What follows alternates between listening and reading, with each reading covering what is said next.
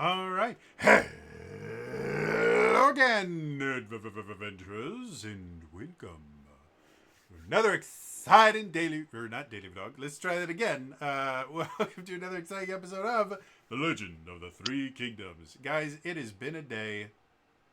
I have to readjust my thingy because for whatever reason it changes. All right, there. Sorry. The Legend of the Legend of the Hidden Temple.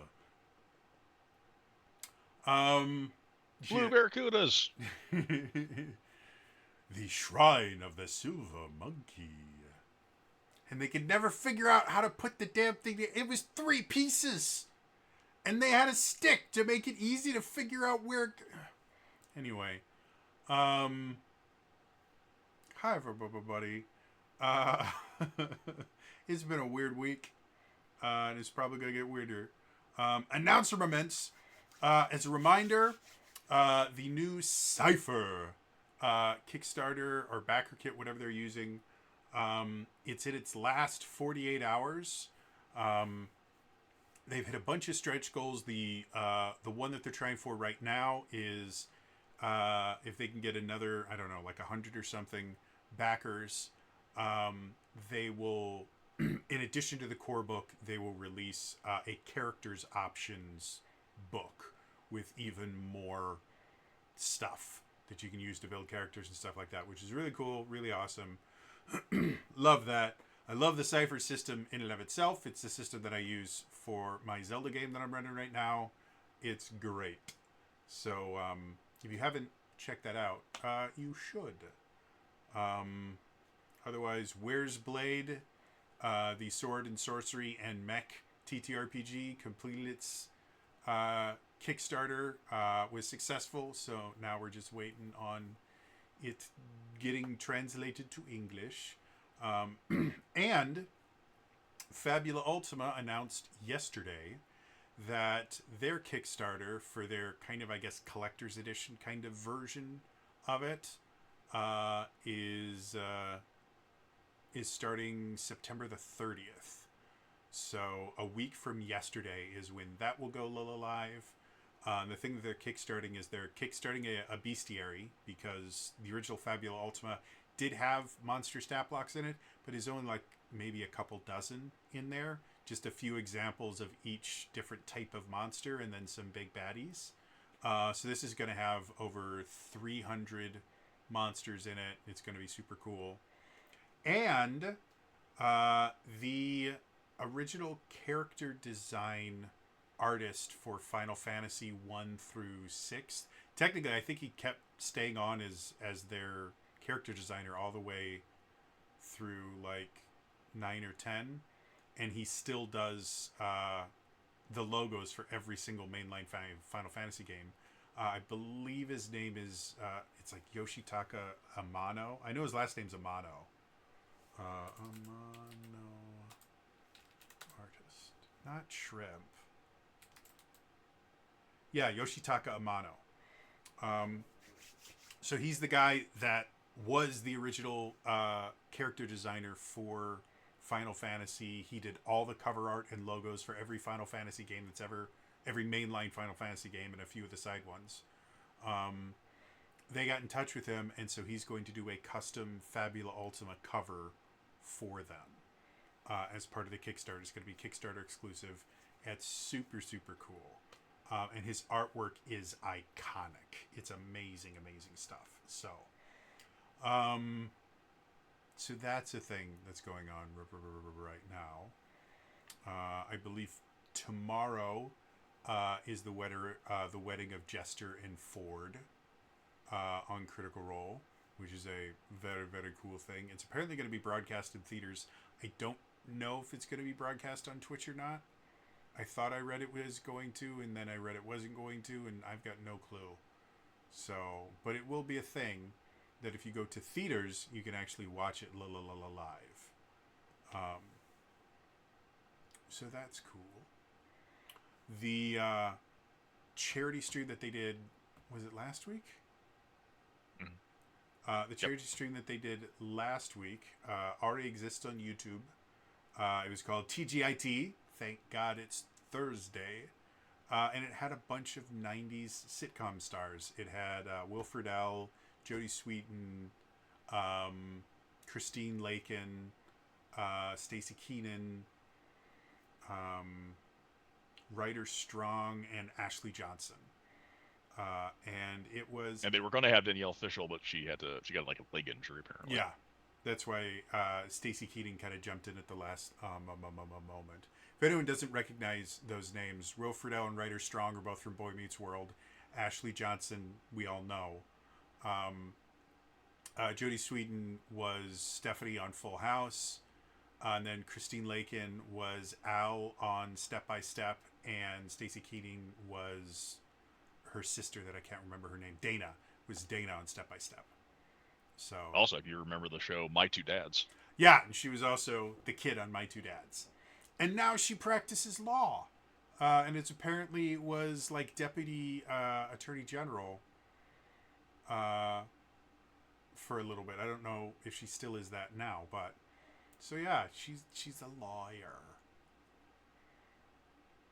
I don't remember the exact number. They raised a lot of money. Yeah, I had to stop watching because it was very exciting. But when I left, I think I left like in the last hour. I think they were over. They just passed like $50,000 for. I think that was around halfway.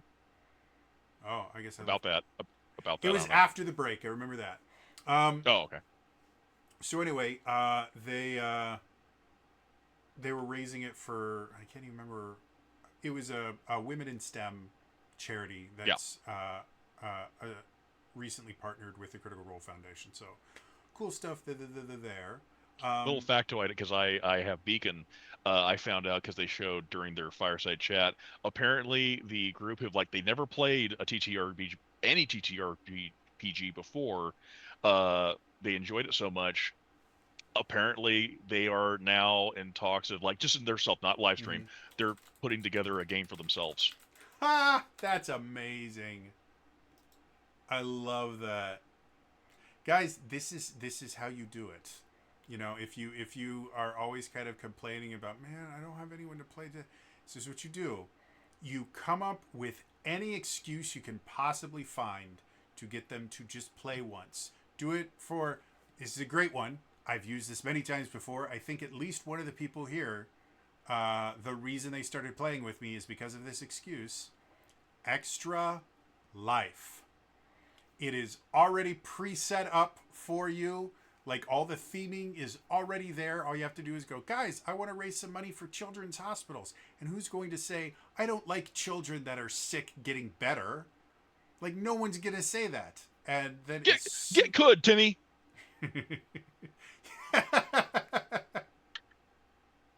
So, yeah, use Extra Life and then run a D&D game for it to raise money. And then once they start, there's nothing you can do. You're there. So, yeah. Due to the fact that we are, it's still going on. Scorched Basin, which is a Mad Max / Dune-inspired system-agnostic TTRPG setting, made by some people called Homie and the Dude. They still have 2 weeks left on their Kickstarter. They've raised about $55,000 thus far on a $10,000 goal, which is great. They were kind enough to sit down with me and do a little interview for my YouTube channel. And they're great dudes. And I think the book itself is going to be really cool. So definitely, if you haven't backed it, go ahead and go back that because it's cool. And they've released 2 other books that have been pretty cool as well.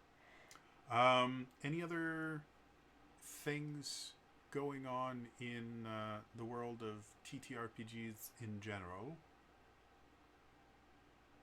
Congratulations to Zach and Malika of Hyper RPG, who yesterday, September 23rd, welcomed little Azara into the world. Yeah, they took character creation literally and created their own character. They got pictures. The child is adorable. Yeah. Aww. So yeah, there's going to be another Lim Eubank run around. Probably won't be running for a little while, but I hear that's how babies work. Is they don't run at first. I wouldn't know because I've never had a baby, but Uh, yeah. I will say they do go from not running to running all at once. It's just you Yeah, blink and then they're everywhere. sometimes they don't know Yes. how to stop. there Their brakes don't work good. was there was a daily dose of internet where this dude took his kid into like a hall of mirrors, and the kid was so excited that he ran into just plastic.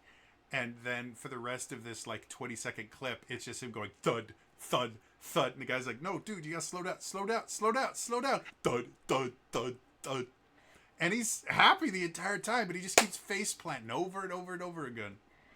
It was very entertaining. So yeah, in other news, we're getting closer and closer and closer to October the 7th, You see, which this, is this is Kerry Callaghan. This is there- also Kerry. This is also Kerry Callaghan. This is another one of her glamours. This is another one of her appearances. that's two versions of Carrie. There are more. Her book, The Hearth Witch's Guide to Magic and Murder, Wait, looks it's just a like that. See? What? It's the goddamn book. Apparently, Barnes Buy and it! Noble started. Yeah, apparently fulfillment Barnes and early. Noble does. We're gonna do whatever the fuck we want to do, or Barnes and Noble. So Yeah. if you want to pre-order, maybe try Barnes and Noble. You want to try and get it before Yeah. October I 7th. did my pre-order through Amazon because I already have my shipping set up through there, and it makes it easier on my brain. Yeah, we are unbelievably Pre-orders excited will still about count. this. Pre-orders and first week of the sale still count towards Yep. making New York Times bestseller. Come on. So we're super excited. People have been getting like review copies and things like that, and there have been reviews and snippets kind of popping up, and all the ones that I have seen have been universally positive. People are Also, loving the book. bug your library. You can get it that way too. Yeah, if you go to your library website, you can actually request that they get certain books by just saying, "Hey, let me know when you get this book," and it will tell the librarians, "By the way, you should probably get this book." Which I didn't realize. To be a librarian, you need an actual degree in library sciences. Coincidentally, I learned that because of Persephone Valentine, who on Dropout shouted that out as a little factoid. And she has said, randomly, people on the street who know Dropout will say that line to her. Who also, as a full-on coincidence, she's one of these wonderful people that is also friends with Carrie, who will also be part of the Good Time Society TTRPG themed around Hearth Witch's Guide to Magic and Murder, date to be determined whenever it goes out. So, yeah, lots of cool stuff happening for our friend Kitty. Anything else good going on right now? My understanding, the world itself right now is completely fine. No crazy shit has been happening over the past few weeks, so that's great. And I will remain in that blissful ignorance for a long time.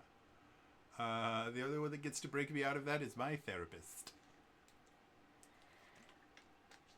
So yeah, I think with that, it is time to return to the legend of the Three Kingdoms.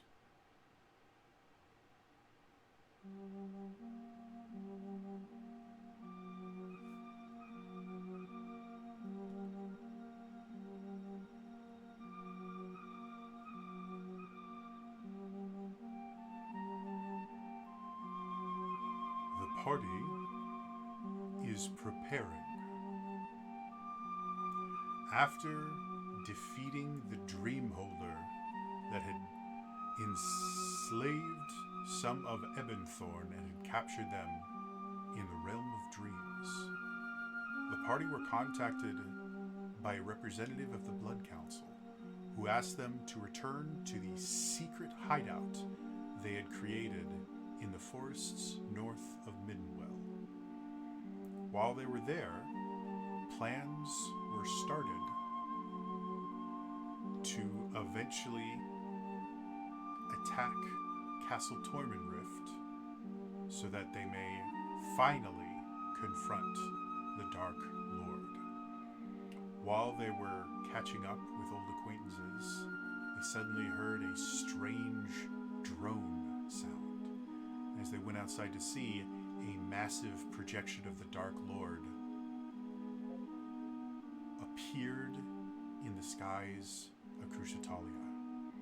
The Dark Lord addressed the cities of Cruciatalia, telling them that he had decided this world was a failure and needed to be restarted.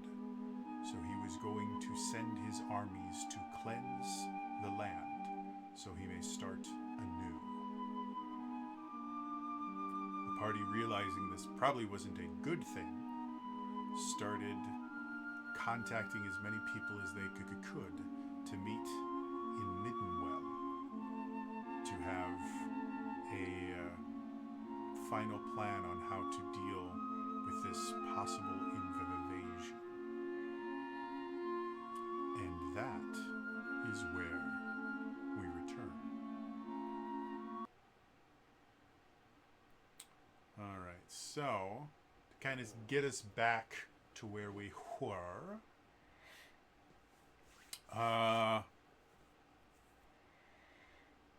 last time we played, you guys had conversations with a lot of different people. The message happened, and you started kind of making plans to meet with as many people as possible to deal with this. Most of the people you talk to responded that they would be there, and through the machinations of the Blood Council and their control of magic, they were able to get at least representatives of everyone you attempted to contact into a tavern in Middenwell. In addition to that, I believe it was it Beauregard that went off to scout with a bunch of rangers?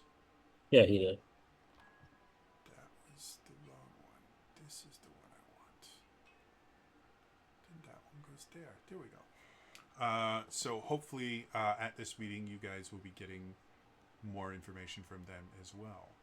So, with that being said, we kind of fast forwarded a little bit to make things go a little bit smoother.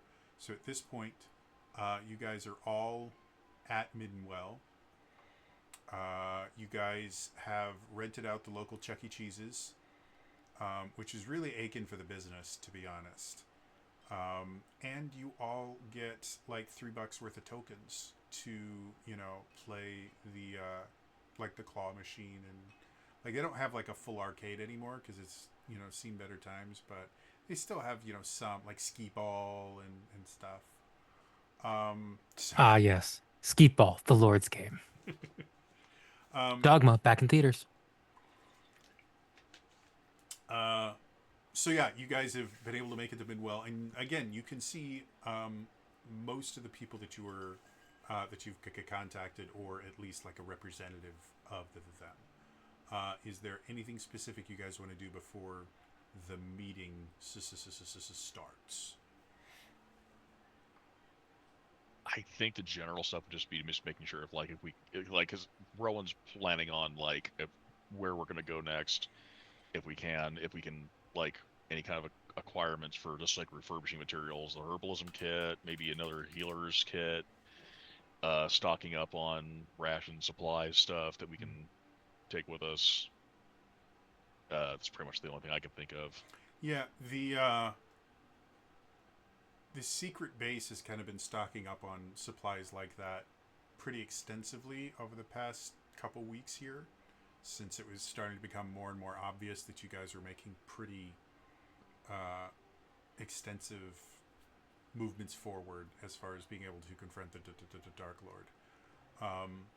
So as far as kind of basic supplies, healing kits, simple, regular potions of healing, things like that, they've actually got a pretty decent stockpile.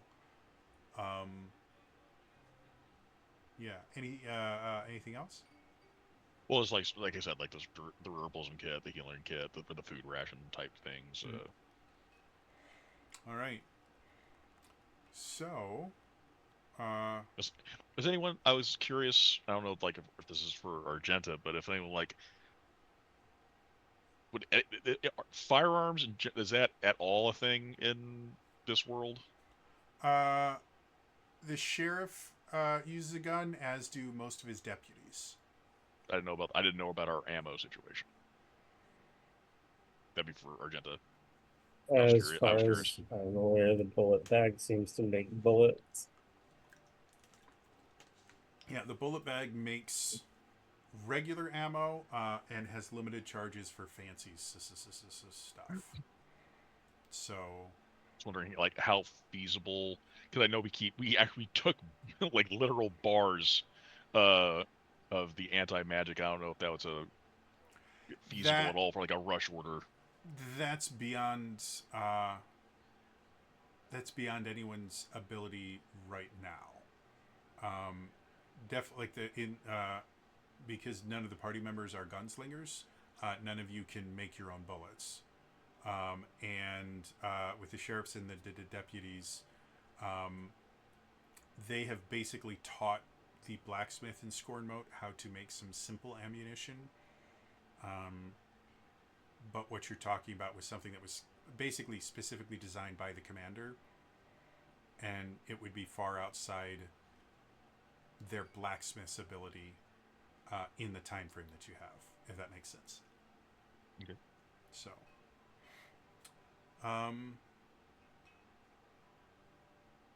so yeah, as you guys are kind of coming into the tavern itself, you can see there's some members of the Blood Council. Basically, the way the tavern's been set up is there is a central table that it seems that the presentation is going to kind of be around, and they've kind of rearranged the rest of the tables and the bar stools and everything so that everyone, as many people as possible, can kind of see that they're there.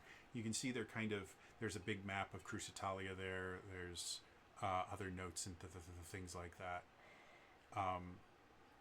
One of the things you're not seeing quite yet is any of the Rangers or Beauregard. As of you guys arriving, and the meeting's supposed to be starting in, maybe 10-15 minutes from now, you haven't seen hide nor hair of the Rangers that were sent to scout around. So what do y'all want to do?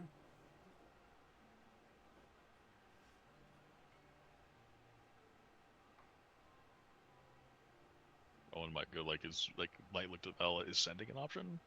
Advisable? Sending is always an option. It wouldn't give away their position if they responded back, would it? That's a great question. I can. Well, I mean, they could, if it would, they could just not respond.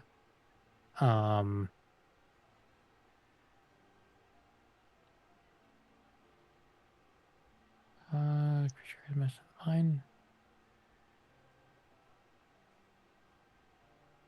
I'm assuming they have to speak the response out loud. Yeah. If they choose to respond. But they don't have to respond. Yeah. If you don't respond, we will assume you are dead and we will kill Argenta. Yeah, I will burn a 3rd level spell to use sending to reach out to Beauregard. Okay. No. To say, hello, this is Vala. Just checking. to make sure you're okay and see what your ETA is to the meeting. A few moments pass, and then you hear in your head, running slightly late, come outside. You guys, you're gonna want to see this. Come on. All right. As you all go outside, it's a normal kind of day in Middenwell. The sky's overcast. The city itself, since the last time you were here, the city is kind of woken up more so than the last time you were here, and it had already started kind of coming back alive then. As you guys are kind of standing there wondering why you're out, suddenly there's a slight shadow that kind of passes overhead. You hear the sound of large leathery wings beating, and as you look up, a large crimson dragon starts descending. And as it lands kind of in the town square, you see Beauregard kind of hop off with a few other rangers. Sorry about that. We got caught dealing with some problems, and I figured this was the fastest way to get here. Points for arriving in style. Yeah, and he kind of pats it. This is Crimson. I say I made a friend. I like your friends. Well, hopefully they'll be useful to us. We've got a lot of stuff to go over. Let's go in. Absolutely. Does Crimson need sustenance, food? He hunts on his own. Flies off. I will fuck it. I'm gonna use inspiration and inspire Crimson. Okay. Just cause. Surely that won't come back to bite me later. Of course not. So, as you guys all come in, again, you can see people from the entirety of your journey through Crucitatalia. You can see the sheriff and some of his deputies, and the sheriff kind of tilts his hat towards you. Relwyn, you recognize a person that you've only ever known as Red, kind of leaning up against a corner.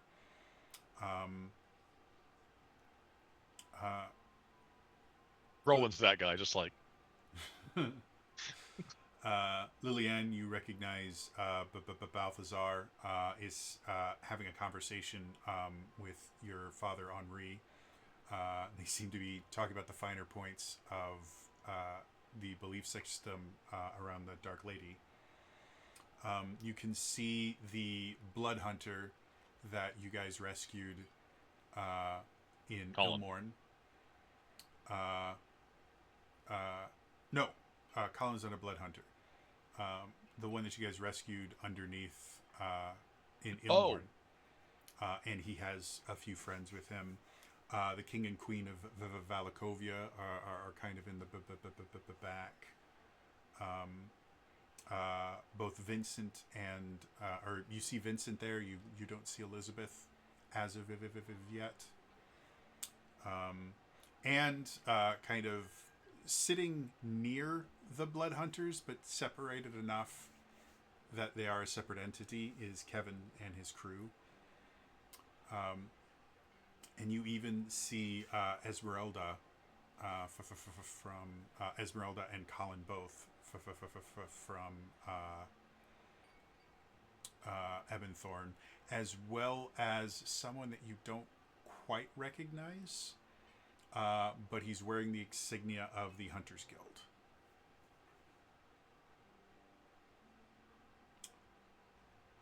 Eventually,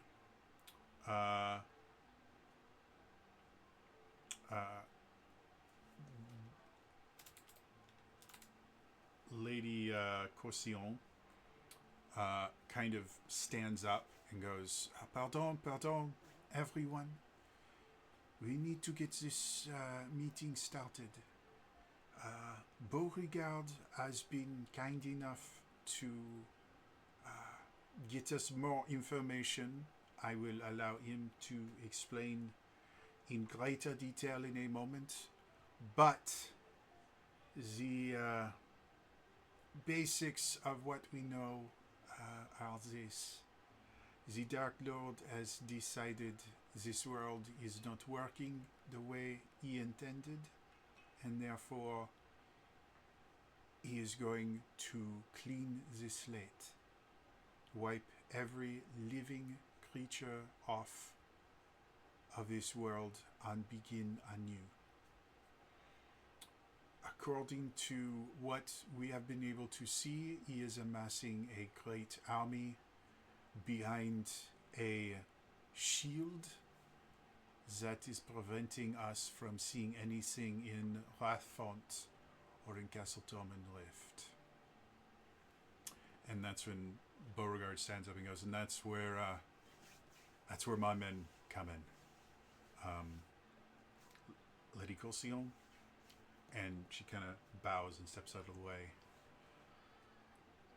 We have a very, very large problem. We were able to not just get close to Rathfont, but actually be able to pierce the shield and see what was happening inside. The city itself has been completely transformed, let's say. The Dark Lord took every man, woman, and child and converted them to some flavor of vampire. The strongest ones are full-blooded vampires, though very young, not quite as powerful as an experienced one. The weaker ones turned into thralls and spawn. Everything else in the city is designed around one idea: wiping every living thing out of existence. While we were there, we were able to see them organizing. As far as we can tell, they have 6 separate armies that they will be sending, one to every city in Crucitalia. Every one of these armies has a commander and has a creature that we're just calling a war beast. Massive,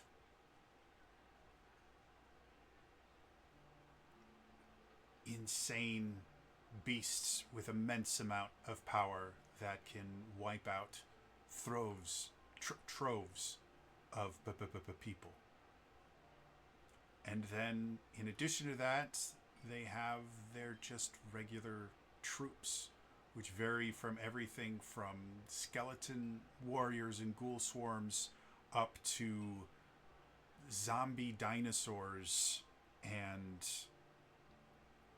deathlocks.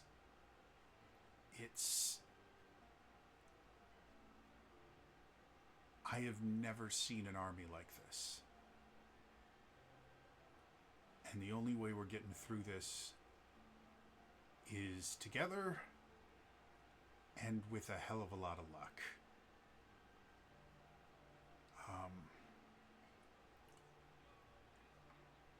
Yeah, and you see he's kind of trying to come up with something else, and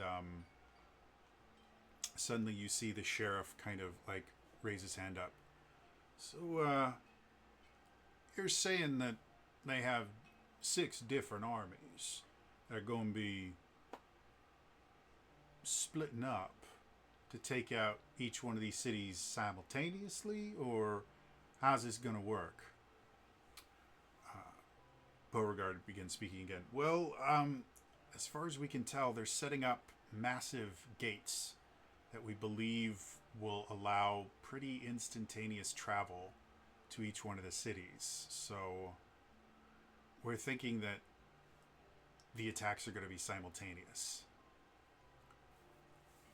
The sheriff speaks up again. So what you're saying is that they're going to split up. So we don't even have to divide them. We can just conquer. You see Beauregard kind of grin a little bit. I guess if that's the way you want to view it,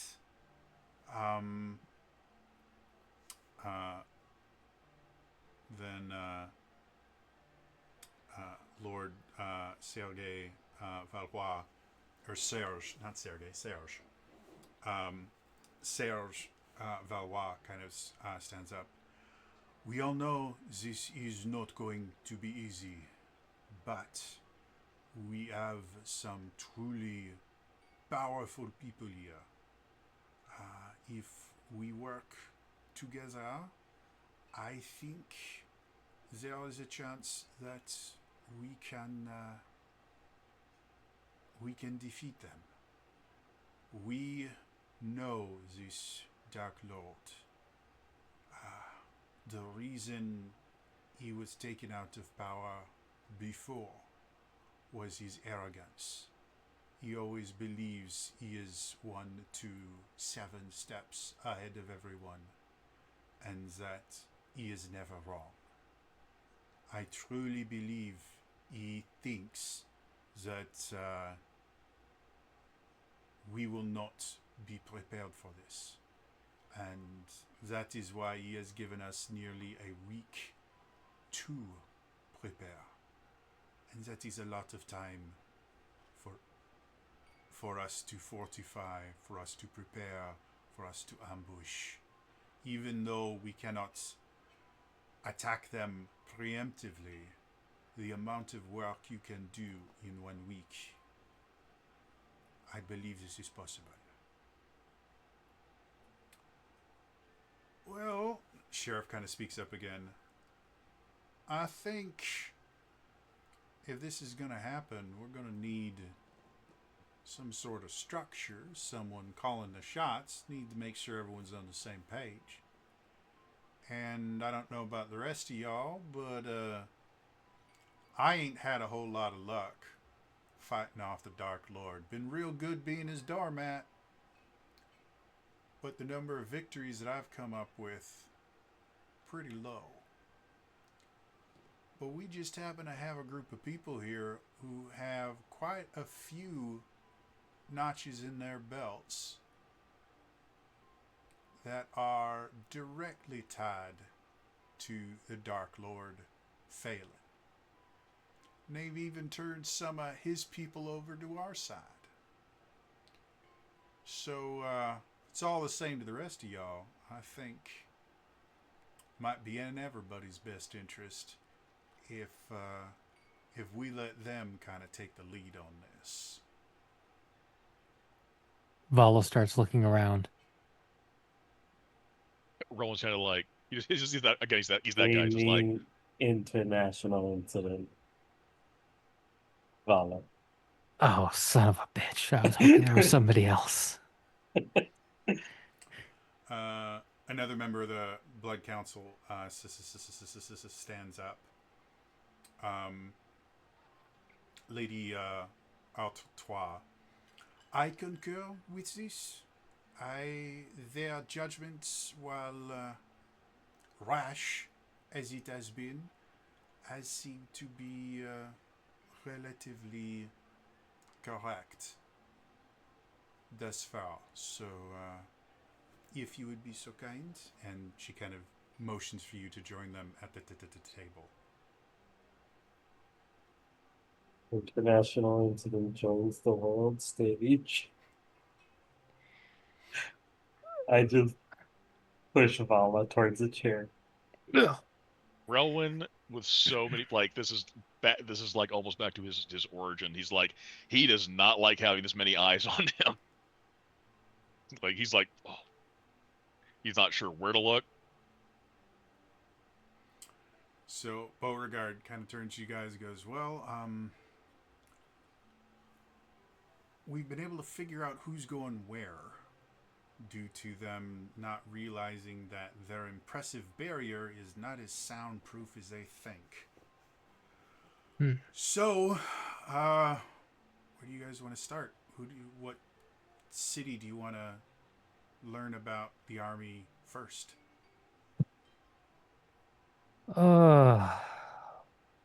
Shall we do this alphabetically? So are they intending to specialize the armies for each city, or is it just like the same thing for each city? Oh no! Each city has a unique commander, unique war beast, and a unique set of ground troops going for it. I don't know if they were chosen specifically for the city or if they were just chosen because they like working together. But they each one will be a, let's call it, unique experience. Well, why don't we talk about Mizenford first? All right. The commander of the Mizenford army is a creature known as a Death Knight. Incredibly powerful martial warrior that also has the ability to channel necromantic and death-based energy. Things that he kills tends to come back under his command. The war beast he's been given control of is called a Nightwalker. As far as I can tell, it's a massive shadow creature, easily 30, 40 feet high. And it has kind of an aura of death around it. My understanding, it has some relation to the Shadowfell, the Plane of Death, somewhere around there. But it's not. Ring a bell for me? Go ahead and roll me a history check with advantage.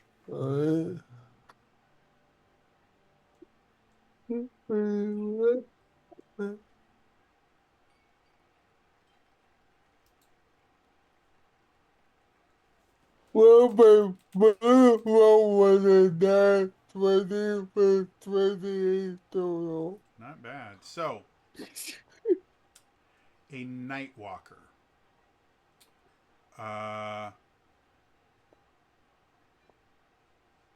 Effectively, Nightwalkers are creatures that are native to the negative plane, which isn't technically like its own plane of existence like the Shadowfell or anything. It's just kind of where necromantic energy and negative energy come from.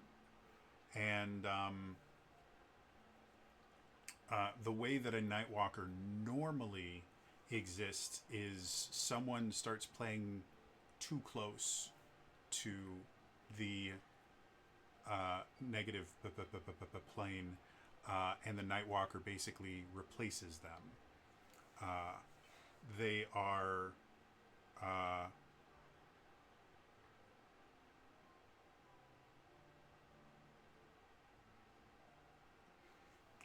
basically, to read directly from Mordenkainen Presents Monsters of the Multiverse, Nightwalkers exist to make life extinct, and they prioritize anything associated with the creature that they trapped in the negative plane that gives them the ability to be here for destruction. Yeah, your understanding is they have a thing called an annihilating aura, where anyone that starts too close to them takes necrotic damage as just everything around them is drained and death. They also have the ability to drain the life out of creatures, which mechanically manifests as when they do damage to you, it lowers your hit point maximum.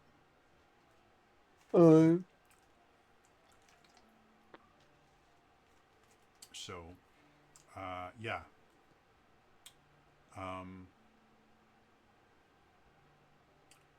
For you personally, Nightwalkers are kind of a myth, almost. Like,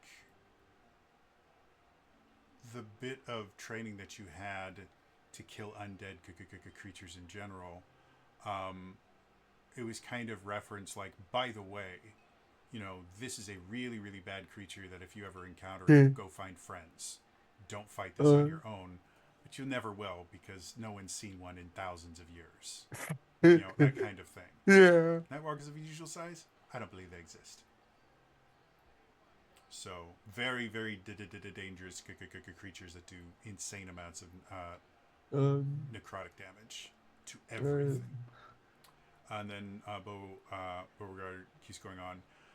As far as his kind of ground troops, he's got a few companies of skeleton warriors. He's got some swarms of ghouls. He has giant spiders, and he has a coven of Alhun, which, Lillian, you would be familiar with that, where they're basically undead mind flayers.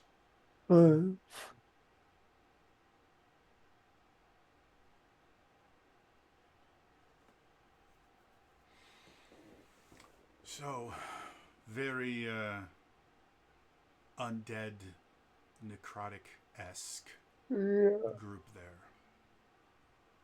You may notice a theme as we go over more of these. Where else do you want? The rainbow, right? Yeah, absolutely. But So where do you guys which army do you want to hear about next? Let's go counterclockwise. Ebenthorn?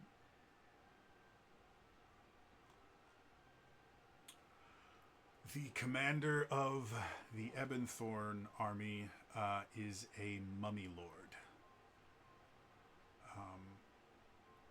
And the war beast that they have with them is an entity called a ghost dragon. Unlike a Dracolich or an undead dragon, they literally trap the spirit and essence of a dragon in ghost form, and it is nasty. Their troops are they have living shadows that swarm.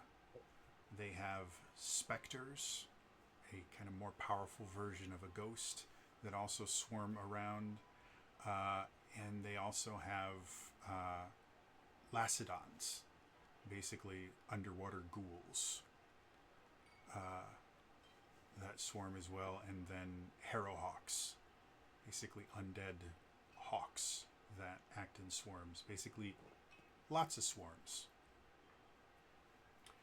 And we think, because of how much flying and water-based things that they have, that they're probably going to attack from the river.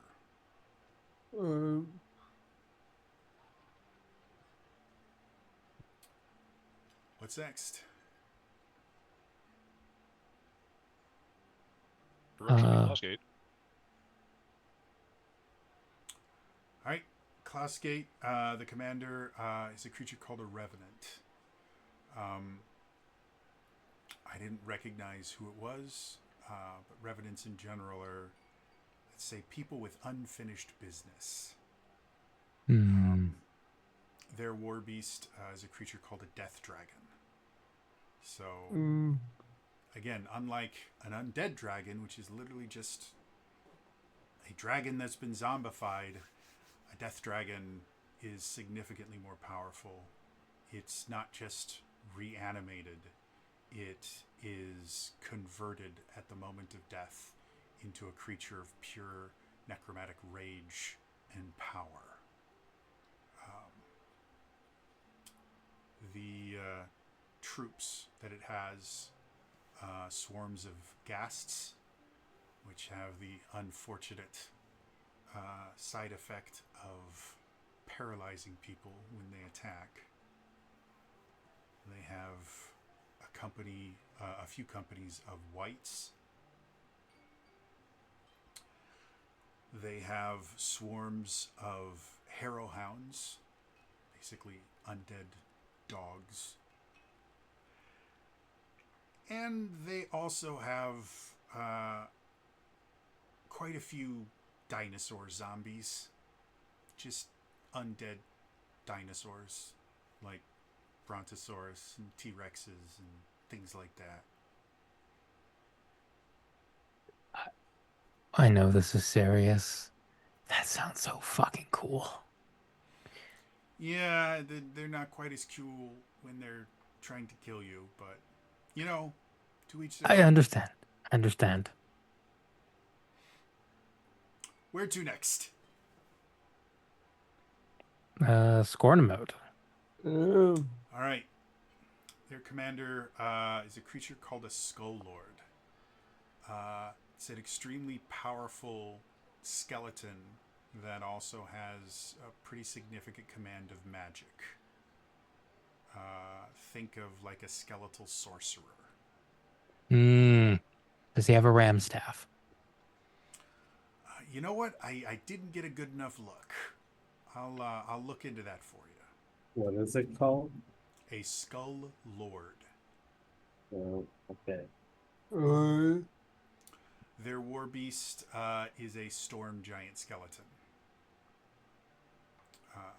If you're not familiar, storm giants are some of the biggest giants, and this is a reanimated skeleton of a storm giant. Enough said. Their troops, they have multiple companies of mounted skeleton knights. They also have skeleton archers, some ghost-like creatures called sword wraiths, basically haunted swords haunted with the spirit of their former masters that tend to manifest as really, really bad things to go up against. And then the more coherent of the vampire troops that were created out of the citizens of Wrathfont. They're under the Skull Lord's command as well. So, not full, powerful vampires, but still very powerful, able to create thralls and spawn if necessary. Next. Middenwell. This one gets interesting. Their commander is a Demi-Lich. If you guys aren't familiar, a Demi-Lich is just a skull. But it has immense amount of power. And the War Beast, I'm not quite sure what it is. I didn't actually see it. But the phrase that they used for it was Blob of Annihilation, which does not paint it in a very good light. Was that ring about to be over? Fairfield. Go ahead and roll me history check. This one won't be an advantage because it's not. Unless you don't get monstrosities, do you? And it would be. We understand field. That would be a 10. 10. Yeah, you've had to deal with like oozes in general.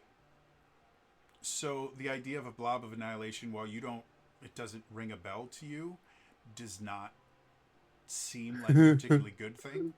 And the fact that it shares its name with something that you guys have dealt with here, a sphere of annihilation, does not bode well. Yeah. Beauregard continues.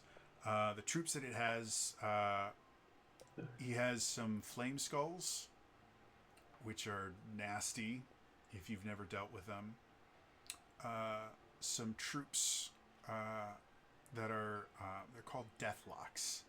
Basically, they're warlocks that voluntarily decided to embrace undeath, not realizing that as soon as they embraced undeath, the person that turned them undead would have complete control over them.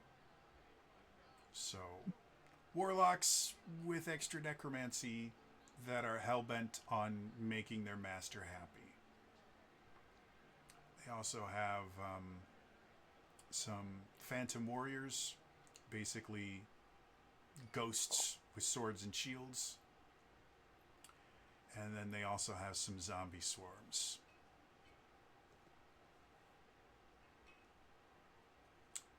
Guess that means Ilmorn is the last one. I believe so. All right. Their commander, again, I couldn't get a name, but he is a vampire knight.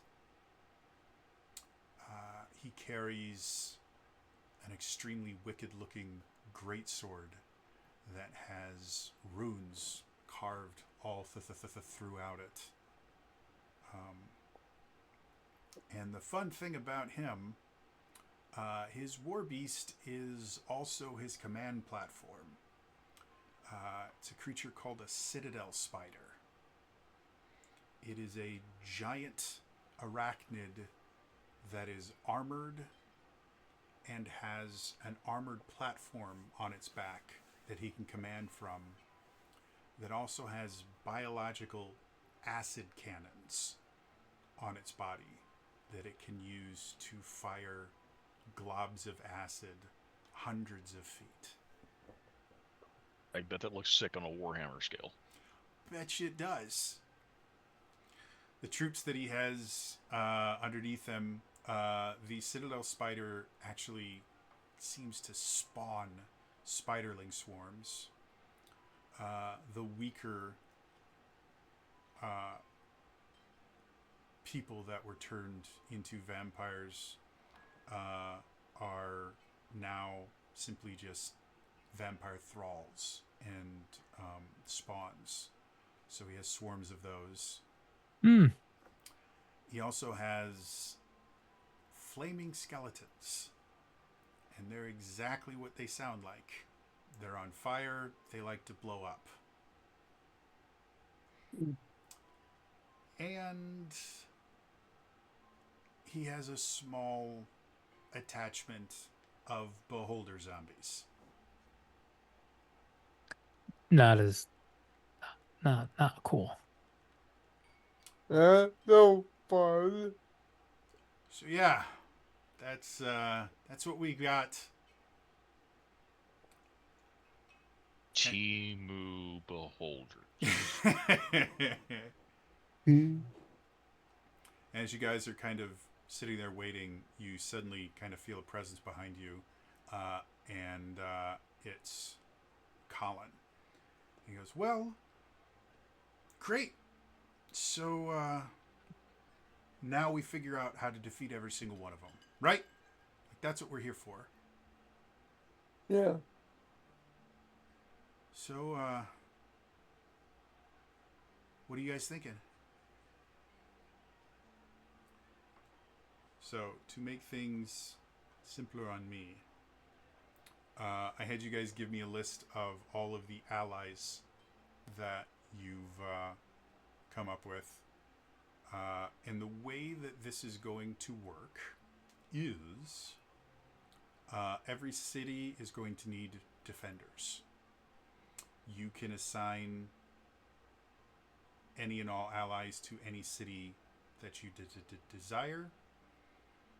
And every single ally is going to have a special ability that I've assigned to them that they can use, that I'll explain in a little bit here.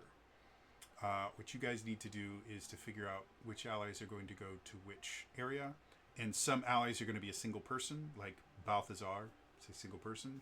Other ones are going to be things like the Rangers all count as a single quote-unquote ally, whereas Beauregard is his own thing. So effectively, you will assign people to each one of these cities. You guys can assign yourselves to cities as well.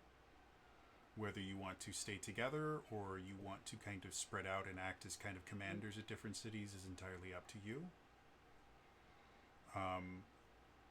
And the way this is going to work is each city is going to have a battle where you guys will get to choose every round which ally tries to do something to deal with each different thing that happens. And we'll roll a d20. The base DC is going to be DC 11, so it's literally a 50-50 chance.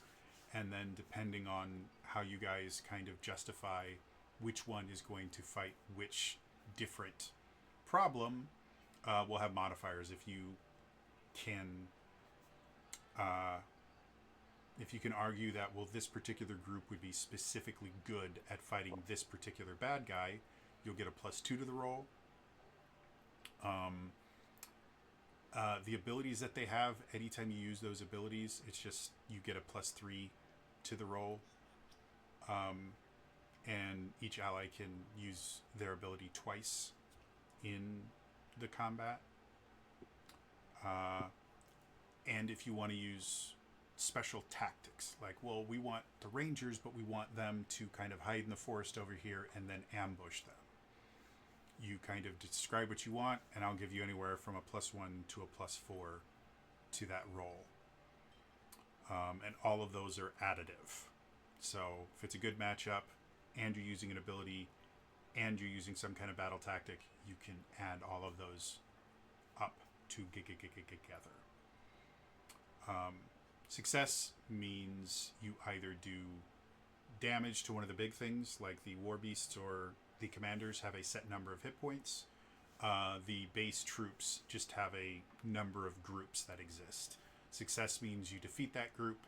Failure means that group succeeds and actually does damage to the ally that was attempting to attack them. Allies have 5 hit points. Failing costs 2 hit points. So 3 failures and an ally or a group of allies is gone. Make basic sense to you guys? Again, I didn't want to get too complicated, but I did want this to kind of be a little bit more epic. In addition to the abilities that each ally will have, they can also just attack.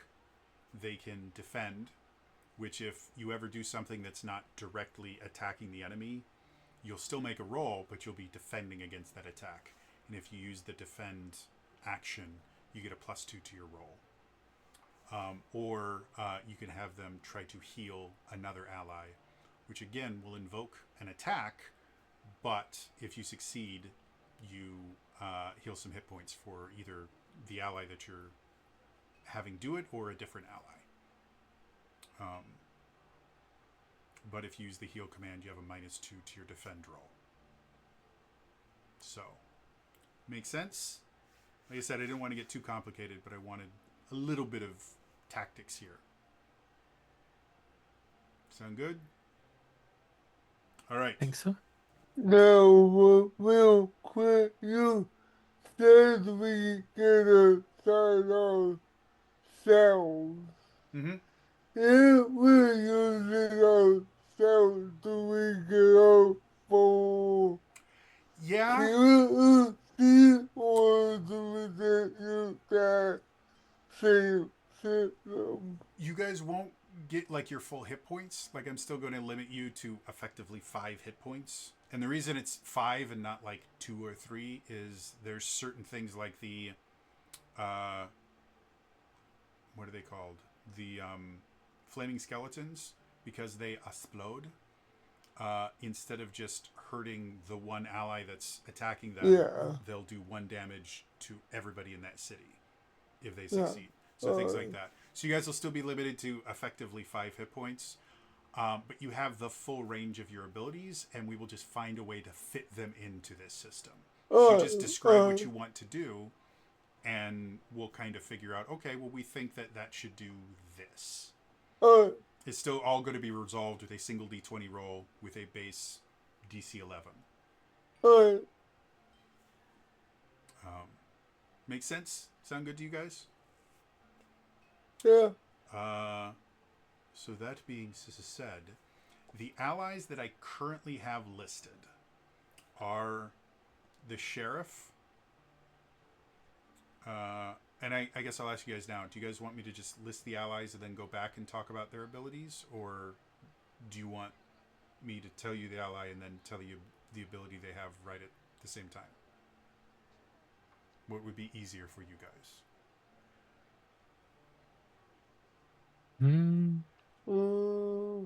I don't know that I have a preference. Let's Yeah. start by just listing them, and then we'll go back. Yeah. So, the allies. The sheriff is the first one. His deputies are the second. Beauregard is the third. His rangers are the fourth. Felicity, the seamstress that you guys rescued, is the fifth. Her father, the blacksmith, is the sixth. Red from Scornmote is the seventh. Balthazar, also from Scornmote, is the eighth. Lillian's father, Henri, because I went back and looked at your backstory, is the ninth. The rescued blood hunters are the 10th. Terrace, Lillian's friend from Scornmote, is the 11th.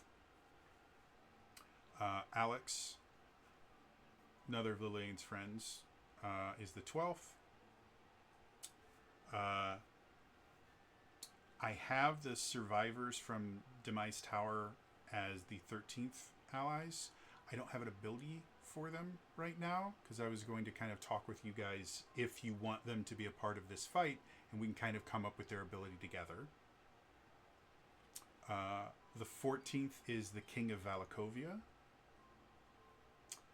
The 15th is the Queen of Valakovia. The 16th ally is Vincent. The 17th, yeah, that's the number, is Elizabeth. And those two have to go together for obvious reasons. The 18th is Kevin and his crew. The 19th is Colin. The 20th is Esmeralda, the alchemist from Ebonthorn. The 21st is the Hunters Guild. The 22nd is technically three groups of two. It's the Blood Council, but only 6 of them are going to actually participate in the battle. The other 6 are going to be staying back in the hideout and kind of keeping everyone as safe as possible.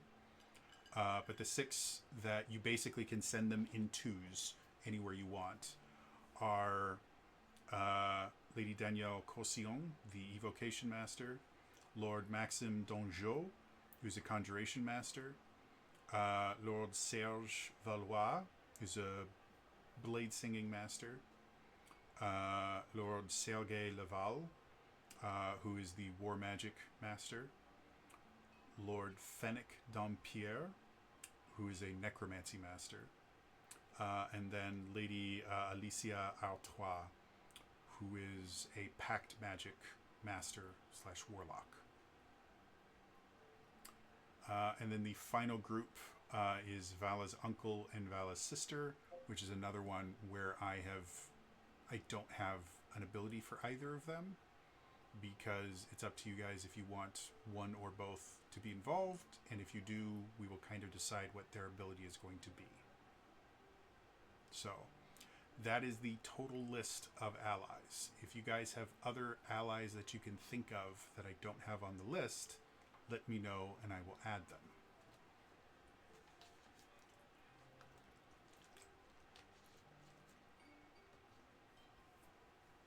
I'll put it this way. If we used absolutely everyone I just described, that's 23 different people, which is one shy of being able to send 4 people to every city. I was That's wondering, how math works. the people we rescued from the Artificer in Scornmote, the ones that were like controlled and utilized by him, that we were forced to fight. You recall?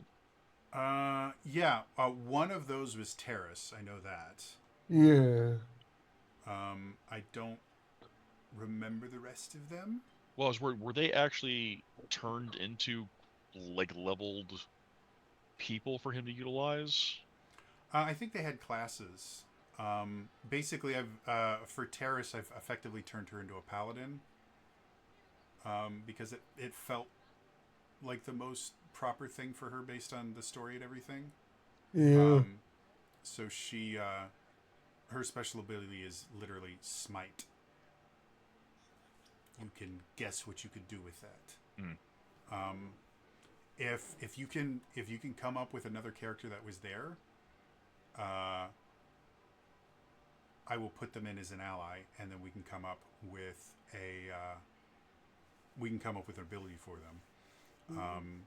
I don't remember listening to them specifically. I just remember that he had people under his control, and he was If I remember forcing correctly, them. I think he had 3 or 4 people. Yeah. There's a wizard, a monk, and a crossbowman. Yeah. So if you want, like, I can just add. Let's go, wizard from Scornmote, monk from Scornmote, and the crossbow dude we will just ignore for right now. Well, we can go crossbow dude from Scornmote. As you guys process, I've just seen quite a few different follows. Hello, welcome to anyone that is catching this stream. Just as an FYI, the channel points for this channel, you can actually use them to interact with the Giga game. You can do things like give people reroll tokens, give them potions of healing, things like that. And what we're doing right now is there is going to be a massive war in the next few episodes here, and so we are making plans for how to deal with that war. So reroll tokens probably wouldn't be a bad thing, since most of the rolls are going to be flat D20 rolls that are DC 11. So wonderful for all of you to be showing up. I hope you continue to, because I have lots of fun running stuff like this. So back to this. Do you guys want me to go over the Real abilities, quick, or do you guys want to talk about more allies possibly? Well, if I could just get a reminder, because I gave up on the names a long time ago. The 3 groups of 2 of the Blood Council. What were they basically? There's basically 6 of them. You can mix and match them however you want, but they have to be in groups of 2. Oh, okay, so they can't be mixed match. Okay. Yeah, you mix and match them, and you have an evocation wizard, a conjuration wizard, a blade singer, a war magic wizard, a necromancy wizard, and then a warlock. I can already tell you, I already lost you. You already lost me. Evocation. Right. Where do we want to start? Evocation, conjuration. Third one is blade singer. Blade singer. Okay. Fourth one is war magic. And if you're not familiar with that, it's a lot of counterspell and despelling used to kind of power themselves. So they're very good for anti-magic combat. The fifth one is a necromancer, which should be self-explanatory. And then the last one is a warlock. And effectively, each one of them has a very powerful spell is going to be their ability. Like the evocation wizard uses meteor storm. Things like that. Okay.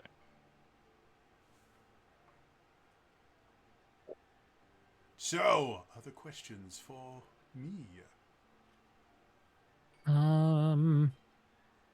The King of Valakovia and Queen of Valakovia are two separate, right? Yes. And Elizabeth and Vincent are two separate. Yep. They and I did that on purpose because it means that they both get an ability they can use.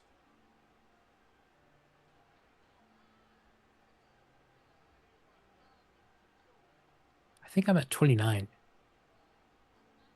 2, 3, It's possible. 5, 6, 7, 8, 9, 10, 11, 12, I've got 13, 14, 26 15, 16, 17, because I have them. 20. Oh no, because One. it counts all of the blood council as one. Because I have Oh, them okay. listed. I literally have an outline that I'm looking at here, and so the blood council is number 22, and then A B C D E F. So that's why my Yes, numbers are. that's why. Okay, That perfect. makes more sense. So yeah, I'm like, I thought I might have been missing something there, but and I'm also counting uncle and sister, whose names I definitely have. One's named Daisy. I No. remember Daisy. no, Not Daisy? Daisy is. Hi, That's I'm Vala. Daisy. Vala's Daisy. Yeah. I have it in my backstory.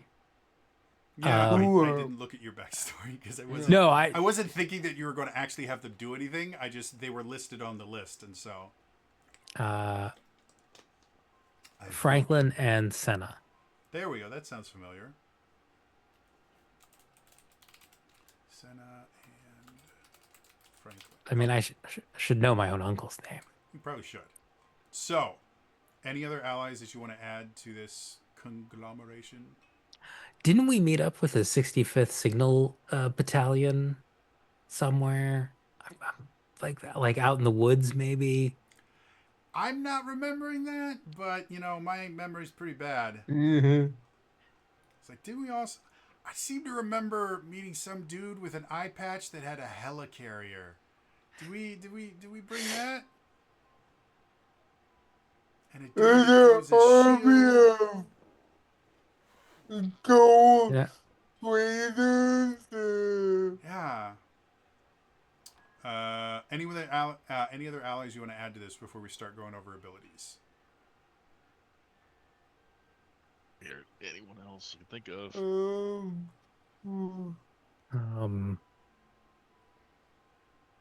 Well, you guys keep thinking. Let's go over the abilities, and we'll go from there. So, starting at the top with the sheriff. His ability is called Just an Old Country Boy. And effectively, he's very good at seeming non-threatening until he pulls out his shotgun. So a lot of these abilities are intentionally left kind of vague so that you guys can go, well, we want to use it this way, and we can kind of let the story kind of fit what they want to do. So yeah, Just an Old Country Boy, effectively it allows him to get the jump on troops without them being prepared for it. His deputies have, their ability is just silver/magic ammo. They can load, they have firearms. They can load their firearms with a specific type of ammo that does a specific type of damage, whether it's silver ammo, fire ammo, holy ammo, whatever, to give them benefits and however you want to deal with giving them elemental ammos. Beauregard, his ability is called Rain of Fire. He is a Drake Warden Ranger whose dragon companion can just rise into the air and spray fire underneath him. The next group, the Rangers, their ability is called Animal Assault. Effectively, we treat them as Beastmaster Rangers, and their companions do something. However you decide those work, whatever companions you want, the only limitation is they're going to be beasts. You know, the companions that a Beastmaster Ranger could have. But get as creative as you want. Felicity, the seamstress that you guys rescued, her ability is actually a passive ability called Shiverweave Overlay, and it just gives a flat bonus that we'll figure out when we're actually doing this to defensive rolls in general. So anytime they're not actively attacking, they would have a bonus to the roll. The blacksmith, Felicity's father, his ability is called Masterwork Weapons. Same thing, but it's a flat bonus to attacks. If that makes sense. The next one's Red, and his ability is I know a guy. I think Red was, I'm sorry, I think Red was a her. Her ability is I know a guy. Basically, she can come up with a very, very useful item for the situation because she knows a guy.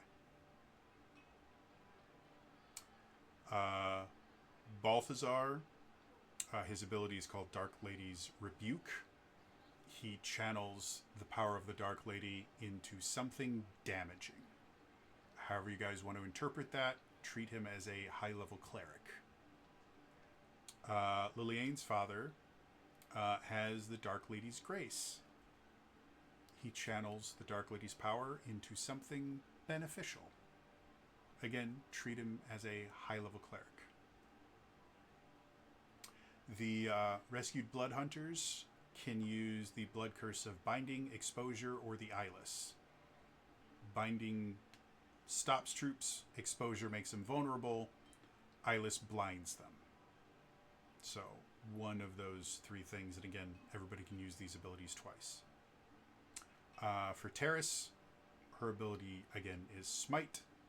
Should be fairly self-explanatory. For Alex, his ability is called Sneak Attack Assault. He can not just do a sneak attack, but he can do multiple sneak attacks simultaneously.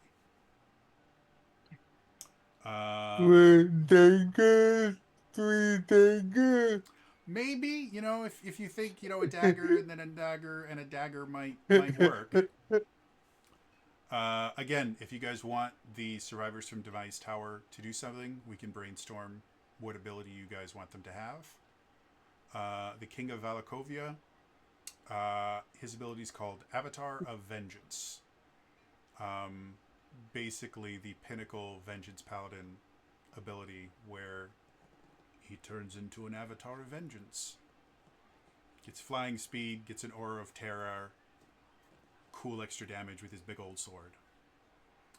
For the Queen of Valakovia, her ability is called Sunburst, which is exactly what it sounds like. It's 8th level cleric spell, and it is literally a burst of sunlight that blinds anyone that gets hit by it, and it's a huge range. You guys have seen Roland cast that. Yeah, it's a nice spell. Vincent, his ability you guys have seen and dealt with. It's called Animate Swords.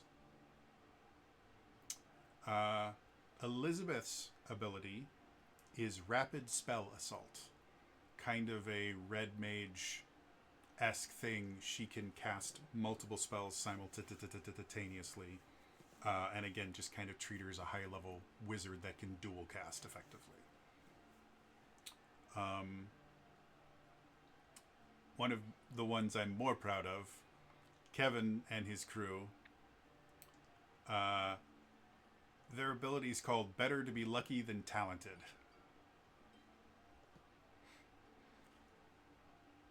Infer whatever you want from that, but it feels like it fits. They can do something that shouldn't work, but does. Colin, his ability is called Kensai Ki Assault. because he is a Kensei. And so he can make multiple ki-fueled attacks. Esmeralda, technically, her ability is a one and done because it's just her drinking a potion called the Potion of Dragon's Majesty. Which, if you're not familiar with this potion, it turns you into an adult dragon of your choice for an hour.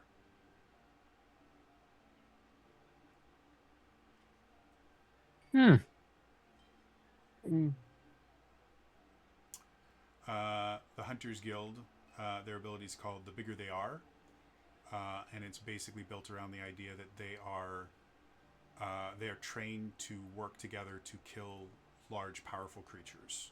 So they can use tactics that are specifically designed to deal with very powerful creatures. The Vampire Lords.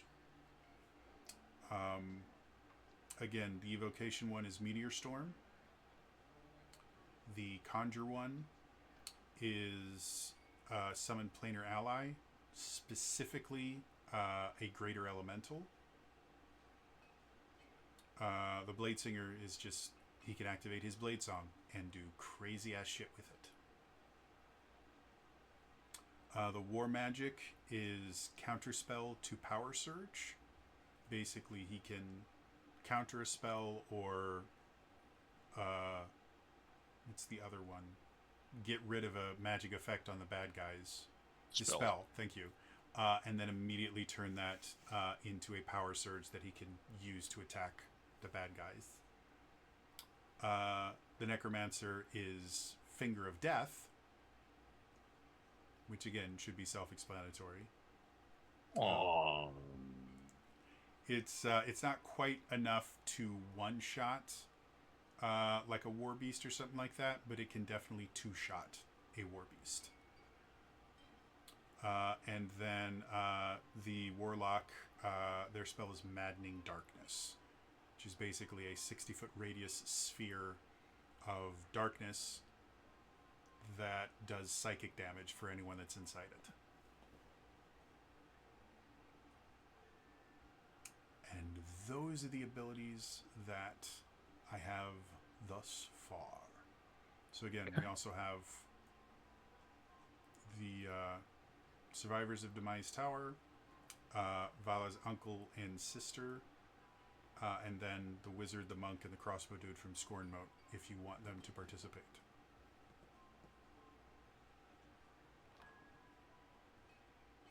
I kind of envisioned them going. They hear like Felicity and her father wanting to help. I kind of like, well, fuck if we're staying behind.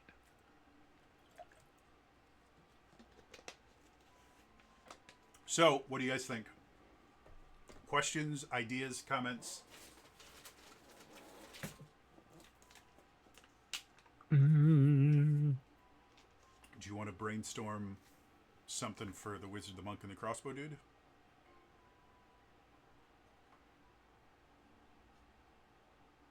Effectively, the wizard, what I did for most of these is I just pick a subclass and then I pick an ability from the subclass that makes sense. So if we wanted the wizard, let's pick a school of magic that we like for him, and then pick something that school of magic can do. The monk, same thing, pick a subclass and then something related to it. The crossbow dude, we could make him a rogue, we could make him a fighter, you know, arcane archer kind of thing. We could make him a ranger, obviously, if we wanted to go that route. What are you guys thinking? I'm thinking just because you love them so much, Divination Wizard. Okay. Then let's say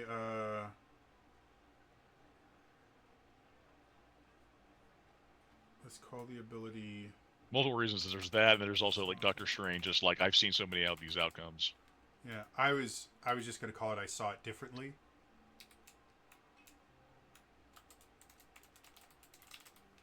So yeah, effectively, the Portent ability from the Divination Wizard, force a reroll or force something that happened to unhappen because, well, I saw it differently. Works for me. Do you have an idea for the monk or crossbow dude? For the monk, the iconic ability that never gets used, Quivering Palm. Okay. So we just call Death Touch. So he will be a...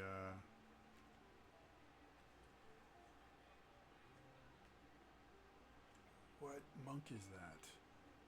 Open Fist. There we go, Open Fist. Alright, then Crossbow Dude. Again, probably want to start with, let's define what class you want him to be, because there's lots of classes that can use crossbows. And we already have some rangers, but they are exclusively Beastmaster. Yeah. I And would. one Drake Warden. Yeah. I was kind of thinking like, what if? Feel free if someone else has an idea. I was thinking like Arcane Archer. Okay. Yeah, I would think either Arcane also as a straight up fighter. Well, how does this sound? The crossbow dude is an arcane archer whose ability is Trick Arrow to get some Hawkeye flavor in here. So there's lots of different, and I guess technically we could do this as a combination Arcane Archer / Battlemaster, because both of them kind of have, when you use it range, kind of have that Trick Arrow style thing. So we'll just call it Trick Arrow, and be that'll be kind of the blanket term. You guys can get creative with it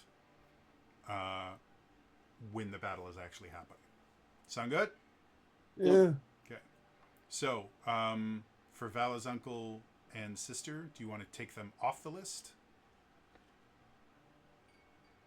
I think the uncle already said that he would fight. Okay. I see, like, because you talked about the sister as being like she's sort of kind of a healer. She's learning alchemical properties. Yeah, she's like well on her she's- way to becoming an like, alchemist. she doesn't know how to make a healing potion, but she's learned a potion to stop bleeding. Yeah, mostly poultices and things like that. Yeah. Yeah, So she's an aspiring drug dealer. Yeah. So I was thinking like her ability, like if again, this is if Vala wants her there, but like I think there's like trying to like keep her out of it might be one of those classic bite you in the butt scenarios. Like she's gonna do I'm gonna do what I want. She sneaks in. I was thinking like she's more like a passive assistance. Yeah, we could give her a passive ability of anytime somebody heals, you heal more hit points. We could go that route, or that. So I yeah. like that idea, but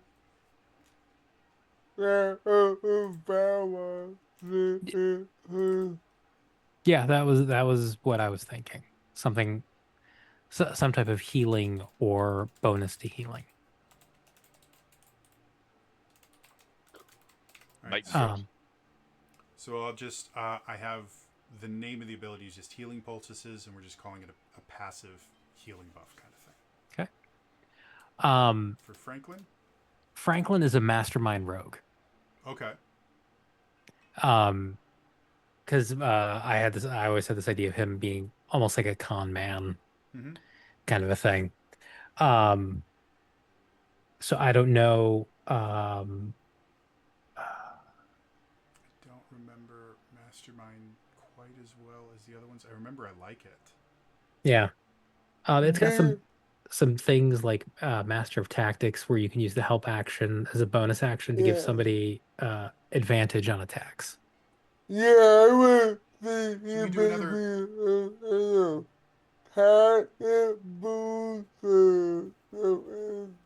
Or something about being able to misdirect people, Yeah. maybe. We could have him as a, because I don't want to repeat abilities. We have a passive defense and a passive offense. Yep. What if with his ability to kind of misdirect and things like that. What if his mastermind ability is a distraction-based ability, where he can? I like that a effectively- lot. Yeah, so we'll go. Look what I You know can that scene in The Three Amigos? Like if we coordinate him with Felicity and everyone's wearing the same outfit. I'm just calling the ability. Look what I could do. So effectively, he can use that to kind of redirect or misdirect something that's going on. Yeah. And again, leaving it intentionally vague so you guys can be creative with how you do it, but some sort of misdirection. And that's an active ability, not a passive one for him. Yep. Okay. So, the only other one that we don't have a thing for is, again, the Survivors of Demise. So, again, They were correct effectively. me if I'm, Go ahead.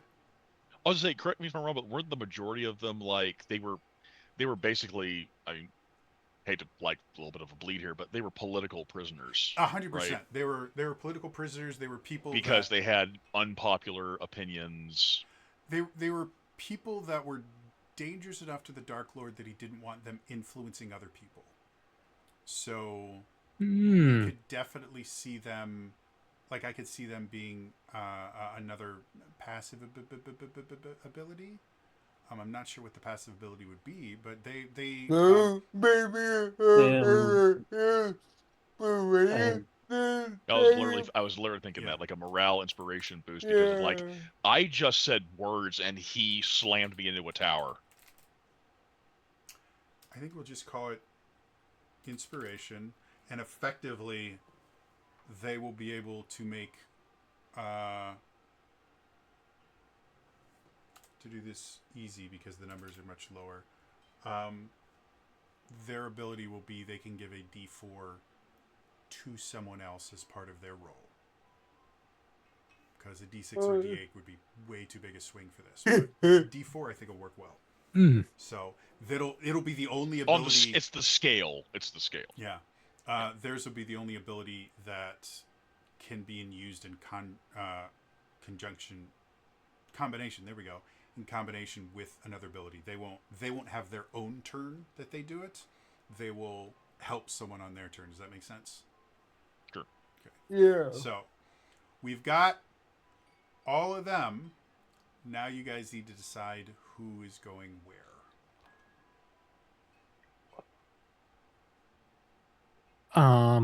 Wheel. Just to point out, like Rowan would have obviously his own opinion, but like Mizenford, they have an aura that's going to be working against them. Rowan knows the people of Mizenford, their primary strength, the reason they have survived for so long, they know how to hide and keep their heads down.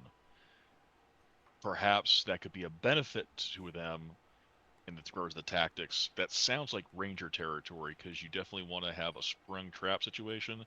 You also want to keep your distance if you can. Yeah. Okay, so remind me, that's Death Knight Nightwalker, right? Death Knight, Nightwalker, then there's Skeleton Warriors, Ghouls, Giant Spiders, Alhoon, that are undead mind flayers. Okay.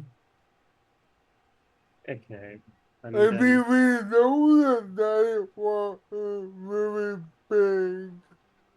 So do we want to kill the Well, there's also they are that's also monstrosity in case that matters for you pick. Well, I was thinking Hunter's Guild to take down the Citadel Spider. I was also thinking that. Yeah.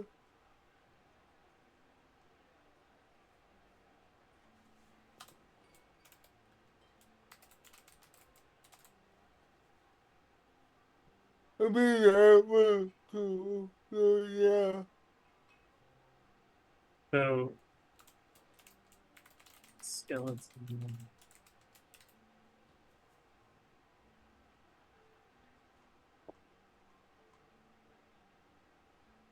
I mean, so that's missing Florida. Okay. I know that the Mummy Lord and the Ghosts were the third army mentioned. That's Ebonthorn. Yeah. Sorry. So, did you want a reminder on Mizenford? Mizenford was the Death Knight, the Night Walkers, Skeleton Warriors. Yeah, Yeah. Ebonthorn is the Mummy Lord, Ghost Dragon, Living Shadows, Specters, Lacedons, and Harrowhawks. I will say, for Ebonthorn, all of the creatures there are swarms, and the way that swarms work is for everything else, if you attack, they only go down if you attack them. Like you have to actually attack. If you defend against them, if you succeed on defense, it just means that they don't hurt you. For swarms, anytime that they're used, they're used. So even if, like, let's say you took the defend action, they're still going to attack, but if you succeed, that group of that swarm is gone. So they're the minions, effectively. So because Ebonthorn is entirely swarms, other than the Warbeast and the Commander, it can be a very defensive group, because even if you defend, you're going to be killing off the swarms. Does that make sense? Mm-hmm. we might want to send Felicity. I'm sorry, I didn't hear that. We might want to send Felicity there.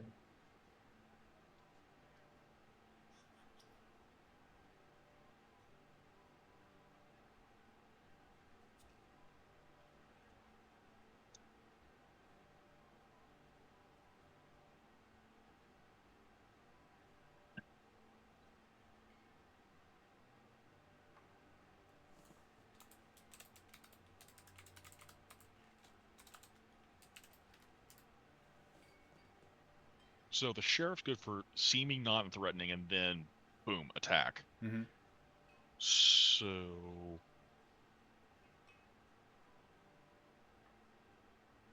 okay, I'm guessing the sheriff and the deputies are not package deals, right? They can just go off to two separate locations, or are they? Yeah, they're needed to two be- different groups. Okay. So you can have sheriff in one place, his deputies in a completely different city. The only ones that are packages are Vincent and Elizabeth. Yeah, Vincent and Elizabeth, and then technically the vampire lords go in pairs, but you can mix and match those pairs. Yeah. I 100% want the War Mage fighting the battle with the Demi Lich. So you just have to decide who you want to send with the war mage. And I So want the minimal. Conjure. Well, no, because he'd be useful in the battle with the Mummy Lord, but the Mummy Lord it's like a bunch of ghosties, right? Kind of. Both shadows and specters are more ethereal. Yeah. Lacedons are underwater zombies, and then Harrowhawks are literally undead kind of zombie hawks. Okay. Remember, we might want Beauregard there to say he had fine and get a hawk. Well, technically, the shadows, the Lacedons are the only creatures for the Mummy Lord that can't fly. Everyone else for the Mummy Lord is flying. Yeah, so we might want our fire and Beauregard there. Well,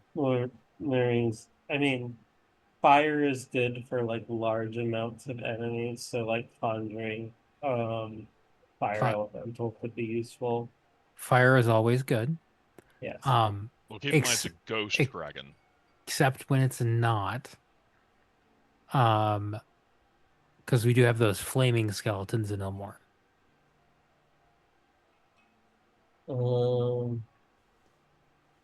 only other one that kind of came to mind for me was the I do kind of want the king and queen in the battle against the vampire.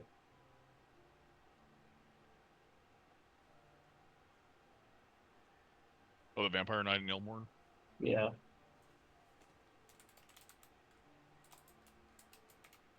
Hmm. That makes sense. I don't like Vampire Knight.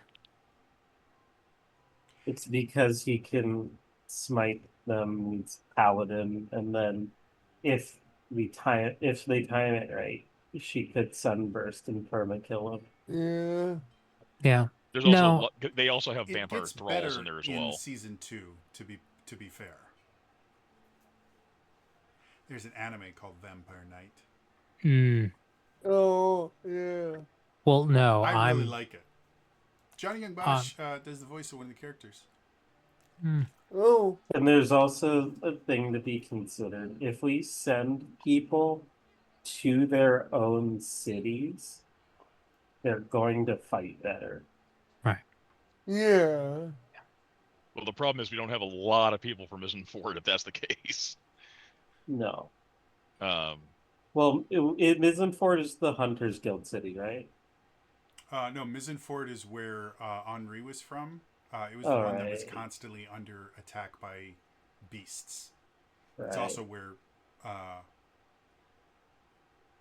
Evan Thorne's the Hunters Guild. yeah, Evan Yeah. Thorne's the Hunter, but Relwyn is also from. Mizzen Ford. That's where it was. I have no idea why my chat didn't show me all of these first-time chatters, but it did show up on OBS. That is really weird. Like if the sheriff and the deputies fight in Scorn Moat, for instance, they could probably gain a bonus just from knowing the city.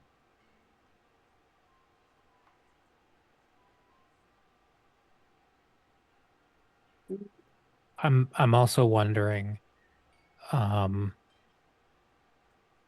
So Ilmorn was a city of um revolutionary fighters, right? There were all these people that would come to Ilmorn to raise up against the Dark Lord, and somebody just kept reporting them. Um. I mean, technically, Ilmorn was more based on the idea of excess. You know, Ilmorn was the richest city uh, in Crucititalia. The reason that all of the rebels and stuff like that showed up there was because there was so much of an aristocracy there that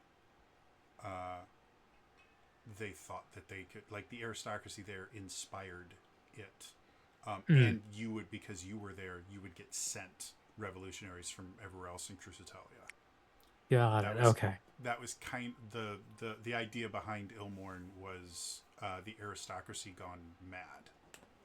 Got it. Because my only thought was if we had the survivors from Demise trying to rally support, inspire the people, maybe that could cause the people to rise up. But I don't know. Just thinking out loud.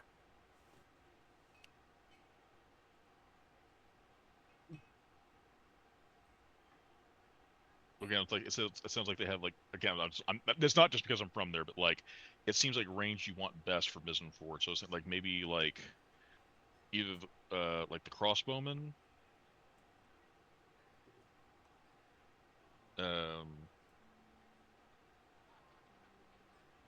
as a just like whatever range might be beneficial to help.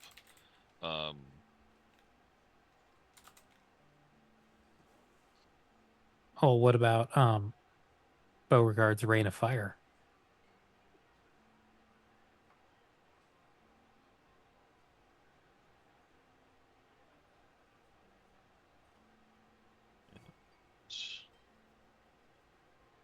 See, I was thinking the whole ring of we have the. I'm trying to think of like in terms of swarms. It's like well, but it's the story I'm thinking picture in my head, but also like it's the game mechanic as well. So, but I'm thinking like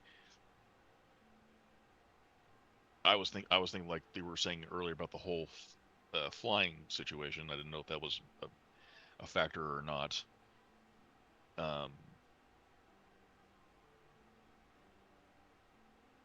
Maybe we just keep it simple.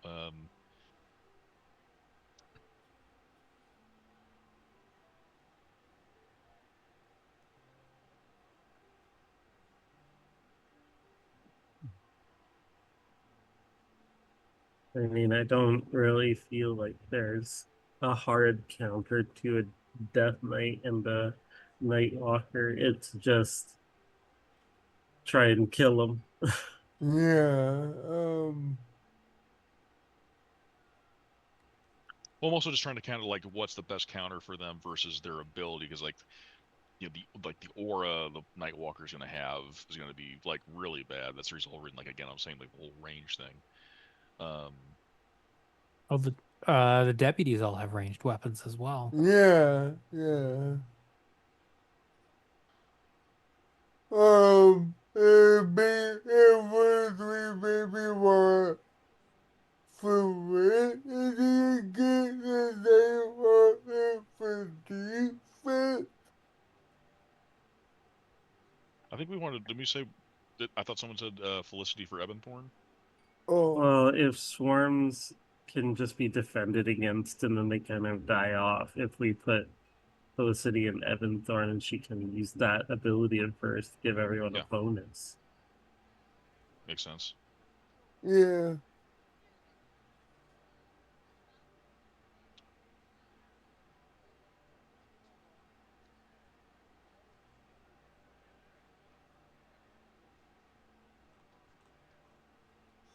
I mean, he will want to get a vampire night.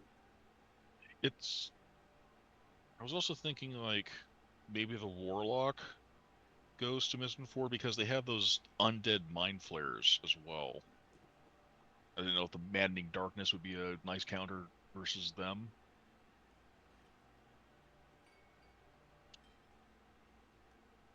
I mean, we don't really have anyone who's like anti-psionic. But at the same time, it's also kind of like between all these like these nasty. I also don't know if that would be much of a benefit versus skeleton warriors, ghouls, giant spiders. Which one of these? I remember one army was like almost all skeletons. Who were they? Let's see, it was all skeletons. Scorn Moat had mountain skeletal knights, skeletal archers, skull wraiths, and vampires. The monk The goes monk. there. Monk goes nowhere else. Monk goes there. Yeah. Yeah. Yeah. Okay. Just destroying bones. I The mean, monk, the monk's gonna be in heaven in that fight. father could probably go there too. And a Queen. Who goes where? My father, maybe. Where? And get characters. Yeah. We all know how much the Dark Lady hates undead. Yeah. I will kind of just put this out there. When I was making the list of creatures, I literally went to D&D Beyond and clicked on undead. So the vast majority of creatures here are Yeah, undead. a lot of them are undead, There's yeah. a couple that Yeah. aren't because like the spiders aren't, but other than those few ones that aren't, like most of these are undead. Dark Lord has a thing for undead stuff. Christ. So you guys wanted to send Lillian's father to Scornmote then with the monk? Think so. Yeah. Yeah. All right. Who else do we send in where? Do you think the twins not the twins, but Commander's brother and sister, Vincent and Elizabeth should defend their own city. Yeah. What was the representative? That's Kloskite. Uh, So that's their home Mm. city. I'm wondering if they didn't go to Clarkston. See, I was actually thinking like the reverse because they did a lot of harm there. I was gonna like, so I didn't know like if people would necessarily want them in the mix, but at the same time, it's just like where my head was at. Yeah, Jody, Vala would like to take 20 minutes and do a couple of scrying spells real quick. Sure. What information do you want to know? Well, first, can you scry on a soul? Does that say creature, living creature, or creature? Well, What here I can't remember. specifically are you trying to find out about? I want to scry on commander. Okay. You cannot scry in commander, simply because he's being kept behind that shield that blocks all scrying. Mm, You could if he wasn't in an anti-scrying shield, but unfortunately you can't. Last thing you guys were aware of is he'd been taken to Tormund Rift. so Because we have his body. yeah, that's right. We do have his body, right? I Yeah, don't we think you left. guys carry it like you're not weekend at burying him. We but- left him in the care of the vampire lord. Yeah. Oh yeah, that way. Um, Okay, let's get this out of the way here on this one thing. Dragon v Dragon. Esmeralda going up against a dragon. Now, who do we have?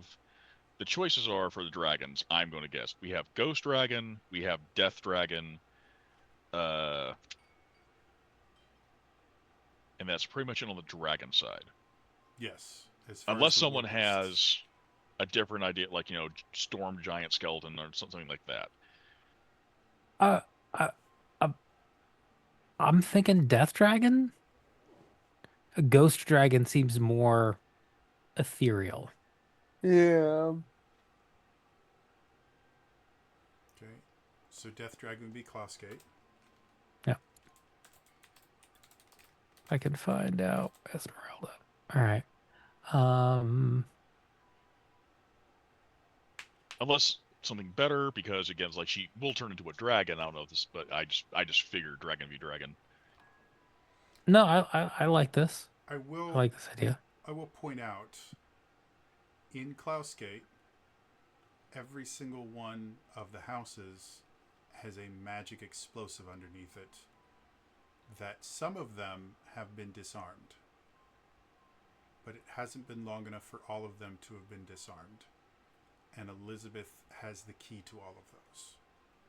Yeah, that's why the Sithilin should go to their own place. I'm hoping innocent people have been allowed to leave those locations. Yes. Yeah. Okay. So she has the ability.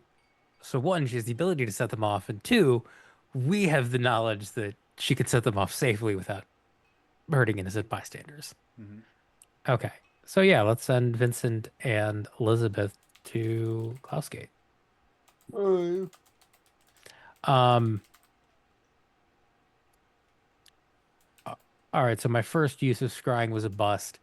My second use, I'm gonna scry on Leopold. You can't for a completely different reason. You guys killed him. Did we though? Well, let's put it this way. When you attempt to scry, the spell doesn't complete. Does it Oh. not complete in the same way it didn't complete with Commander, or? I mean, technically it's the same way because as far as the spell is concerned, Commander doesn't exist because he's in a no divination zone, a no scrying zone. Okay. And effectively the same thing happened with Okay. Leopold. I'm What just what, I'm just worried. what are Colin Tensai weapons? Sorry, say that one more time. What are Colin's Kensei weapons? One of them is a longbow, and the other one is Guandao. Oh, okay. Technically, I think he can have, because he's really high level, I think he'd have two more. So, let's say one of them is throwing weapons like shuriken, and then the final one would be. Do you have a particular weapon you wanted him to have? It would be really funny to send 2 monks after the skeletons. So something blunt. How about nunchucks? I like nunchucks. I used to be trained in nunchucks. So, yeah, technically it's a club, but it's nunchucks. Skeleton king is just like, no, my worst enemy, monks. So yeah, we can definitely put Colin into scorn mode. Here's the thing, because of the Mummy Lord and Ghost Dragon. Now I know we have our choices, like a lot of it's undead across the board, but between a Mummy Lord and a Ghost Dragon, I was thinking about Terrace because of Smite. I mean, we can. Terrace is the thing about Terrace is she's gonna be good anywhere. The main problem with the Mummy Lord is again, like all of his army are like 90% of it is spectral, and that is mostly what I consider to be their difference. Spectral and flying.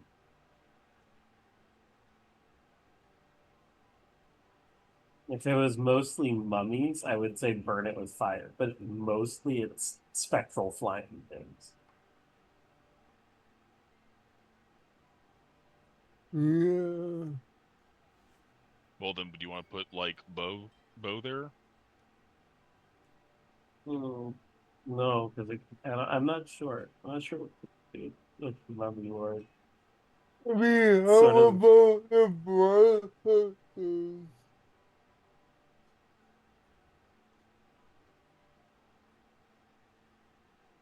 I'm sorry, which one? How about the blood hunters? Oh, Yeah, Blood Council. the blood hunters. The one thing with blood hunters, they do need blood.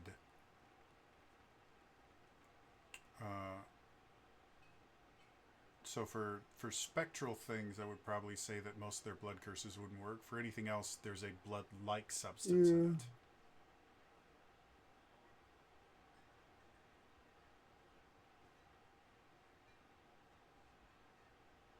Unless, do ghost hunters have the ability to use blood curses on non-blood things?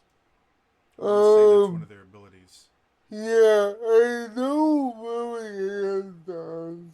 So yeah, so then yeah, blood doesn't matter.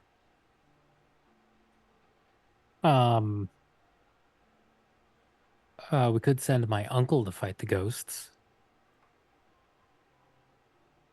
Um, the idea being that he is good at, look what I can do. Distract the ghosts, distract the spirits.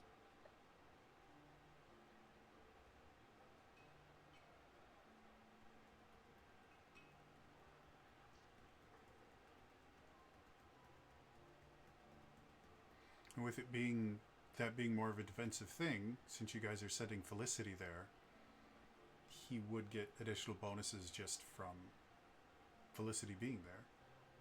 Yeah. Yeah. That is fair.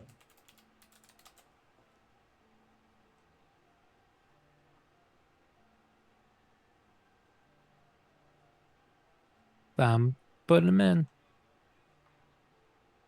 I I'm sorry, who goes where? I was thinking sending Uncle Franklin to Ebonthorn Oh yeah. to distract the ghosts. Oh yeah, sorry, I already had it. I thought it was someone else's. About someone else. So who do we have where so far? Well, so far I have and this is what I have. I don't have anybody in Misenford. I suggest the warlock. But Because yeah, of we that. used to The have like Blood 30 Council of them. Warlock. Yeah. Okay. PC. That's like all we have assigned there so far. Right.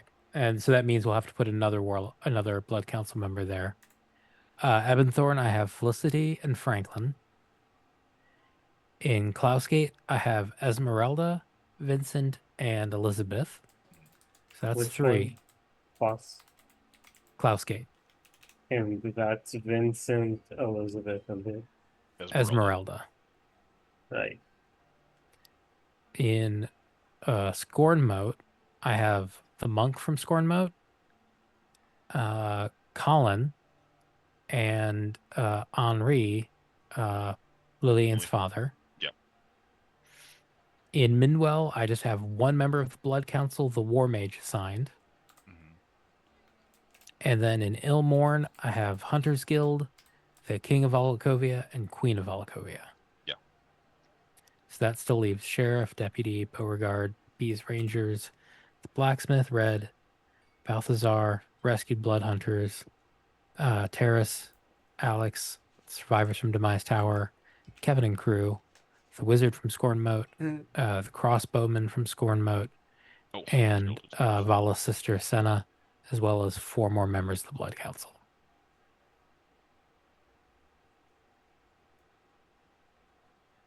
Wizard and Crossbowman. I mean, do we want the natural bear to is it sitting with the spiders that Well, I was thinking. are dead? Well, that's what I was thinking with Misenford, the Necromancer, because the Nightwalker. Correct me if I'm wrong, Jody, but like the Nightwalker is living, correct? Does it have resistance to necromancy? It's not living. I'll tell you that. I mean, Lillian got I a thought- nat 20 on the Nightwalker, right? Yeah, Yeah. So Lillian would know just about everything. So because I thought it was a monstrosity, but I didn't know if it was like a undead monstrosity or. No, it is undead. yeah, the Nightwalker's undead. Yeah. It's immune to necrotic and poison damage, and it is Oh, okay. resistance to acid, cold, fire, lightning, thunder, bludgeoning, piercing, and slashing from non-magical attacks. Alright. The Nightwalker is basically if you took a chunk of sentient negative energy plane and Okay. thrust it into the prime. I'm thinking the deputies go to Misenford then. Why? We'll be taking back the animal. Yeah, they have magic Yeah. ammo, and that's It's- trying They to can get attack through from that. range. I mean, Yeah, the other that too. the thing that we should settle before we decide that we need to if you're dead set on sending the Blood Council Warlock there, we should figure out who they're paired with. Okay. And in all honesty, I'm feeling because the Necromancer is not going to do much there. So No. I'm thinking more the Meteor Swarm. Yeah. Yeah. So evocation. Okay. I like that. Yeah.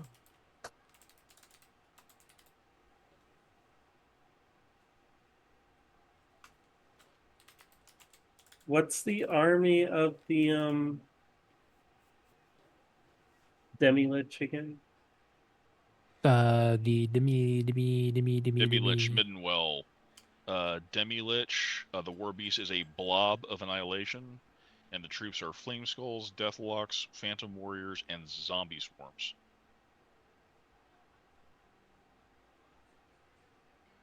We know it's an ooze.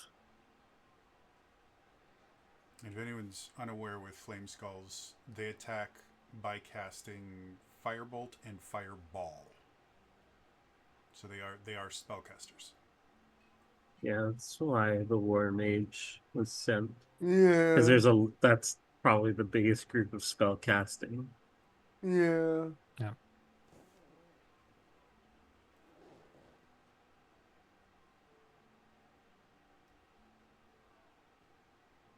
So who do we Well, want to partner with? if that's a lot of flyer, then what about the conjuration going there? Because they can summon a planner ally They that's could- greater could- elemental. They could summon a water elemental. As I was thinking, like something along those lines, Yeah. ice or water or something like that. I like that. Conjure with the like war that. mage. Okay, so I got those two there. So now we have that will be The and blade singer. boys. I mean, do we want them in the city with the spider or maybe the spider is the undead, so he'll probably be affected by the finger attack. Which city is that? Oh, the spider's the one with the vampire, so that would be Ilmorn, right? The Ilmorn has the Citadel Spider and the Spiderling Swarms. Yeah. Mizenford just has spiders. I don't believe any Giant other spiders. city. Giant spiders. Yeah. And everything else is undead, so I don't know. And Yeah. that city's the Death Knight and the Nightwalker, right? Yeah. Correct. Yeah, I'm trying to think. That's why I was thinking deputies go there to Mizenford.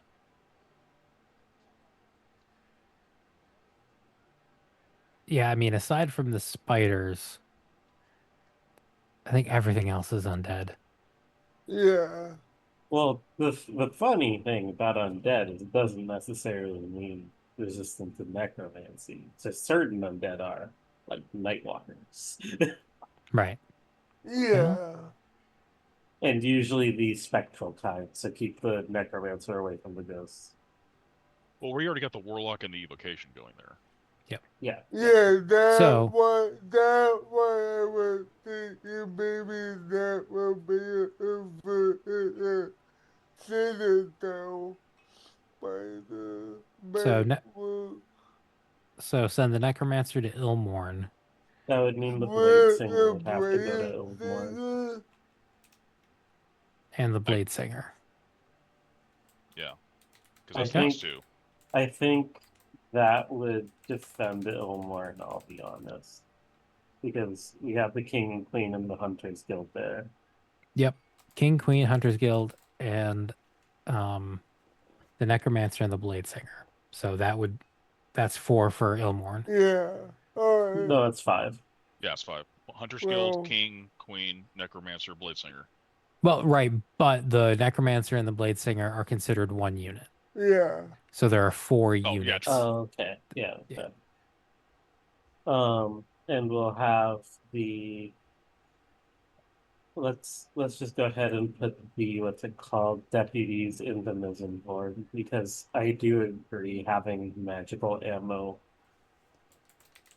probably good there in their range. Deputies to Mizenford. Why? Yep. Okay.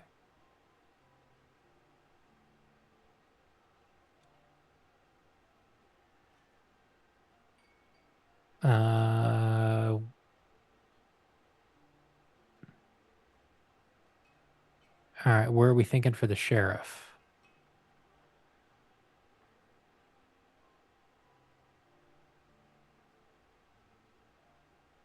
He's surprise attack. Yeah. He's surprise attack. Something you guys haven't considered. Again, the ability itself is called just an old country boy. Yeah. So, in addition to it being surprising, people get close to him before the surprise. So he's bait, Yeah. potentially. Yeah. So, like, Klausgate. Yeah, because if he baits them in and then he books it and then a house blows up. Yeah. Well, I'm just Simple country boy, I wouldn't know how that house just blew up like that. Maybe somebody was cooking up some moonshine. Okay, that takes care of the Klaus Gate. Yeah. The Sheriff, Esmeralda, Vincent, and Elizabeth. Well, math is hard. I think we can do 5 people per city. 5 units per city. Remind me, what's Middenwell's threat again? Right, it's the Deme Lich, Blob of Annihilation, Flame Skulls, Deathlocks, Phantom Warriors, Zombie Swarms. what I wouldn't give for a lie maker right now. Throw it up at least.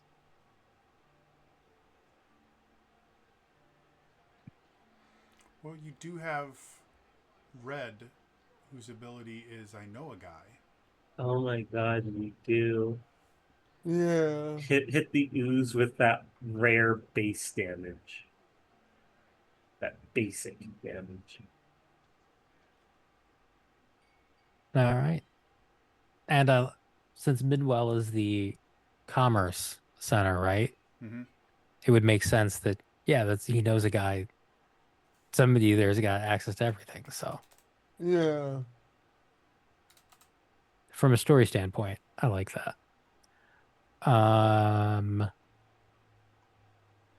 Beauregard? I thought Rip was from Scorn Mode. Maybe I'm wrong. He might be. She She. She might is be. from Scorn Moat. Yeah. But she knows however, the guy. she would be familiar with Middenwell as well, because again, it's the economic center of Crucitalia. So Yeah. Honestly, it's been mentioned a few times, and I do feel that it fits because they're swarms, and we have mostly defense there at the moment. But if we sent Beauregard to Ebenthorn, it would give them some offensive capability as Yeah. well. Yeah. Okay.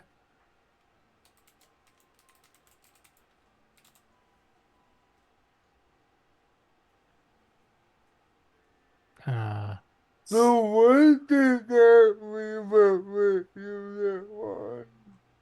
I was thinking, because we have, where is it?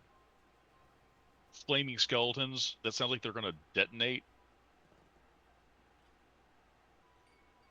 And we got a lot of vampire thralls and zombie beholders, but because of like, we already got that, so we already have 1, 2, 3, 4. So we have 4 in Ilmorn. I don't want to put too many in Ilmorn, but I was thinking like Balthazar in Ilmorn. Unless you think Yeah, he'd be better that's somewhere else. I mean, Ilmorn's really well defended, though. Yeah. So maybe like Yeah. we'll say Like, maybe we'll say I that. don't want to stack Ilmorn at Yeah, the yeah. moment. Yeah, I understand. Right.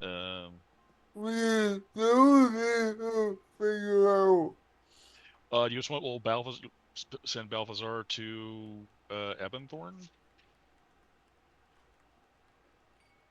Hmm. Darkly I Ver- don't hate Darkly- that idea. Yeah. I mean, There's a- Balthazar's good everywhere. Well, yeah. He is. Ebenthorn has all of the you're right. spectral enemies. So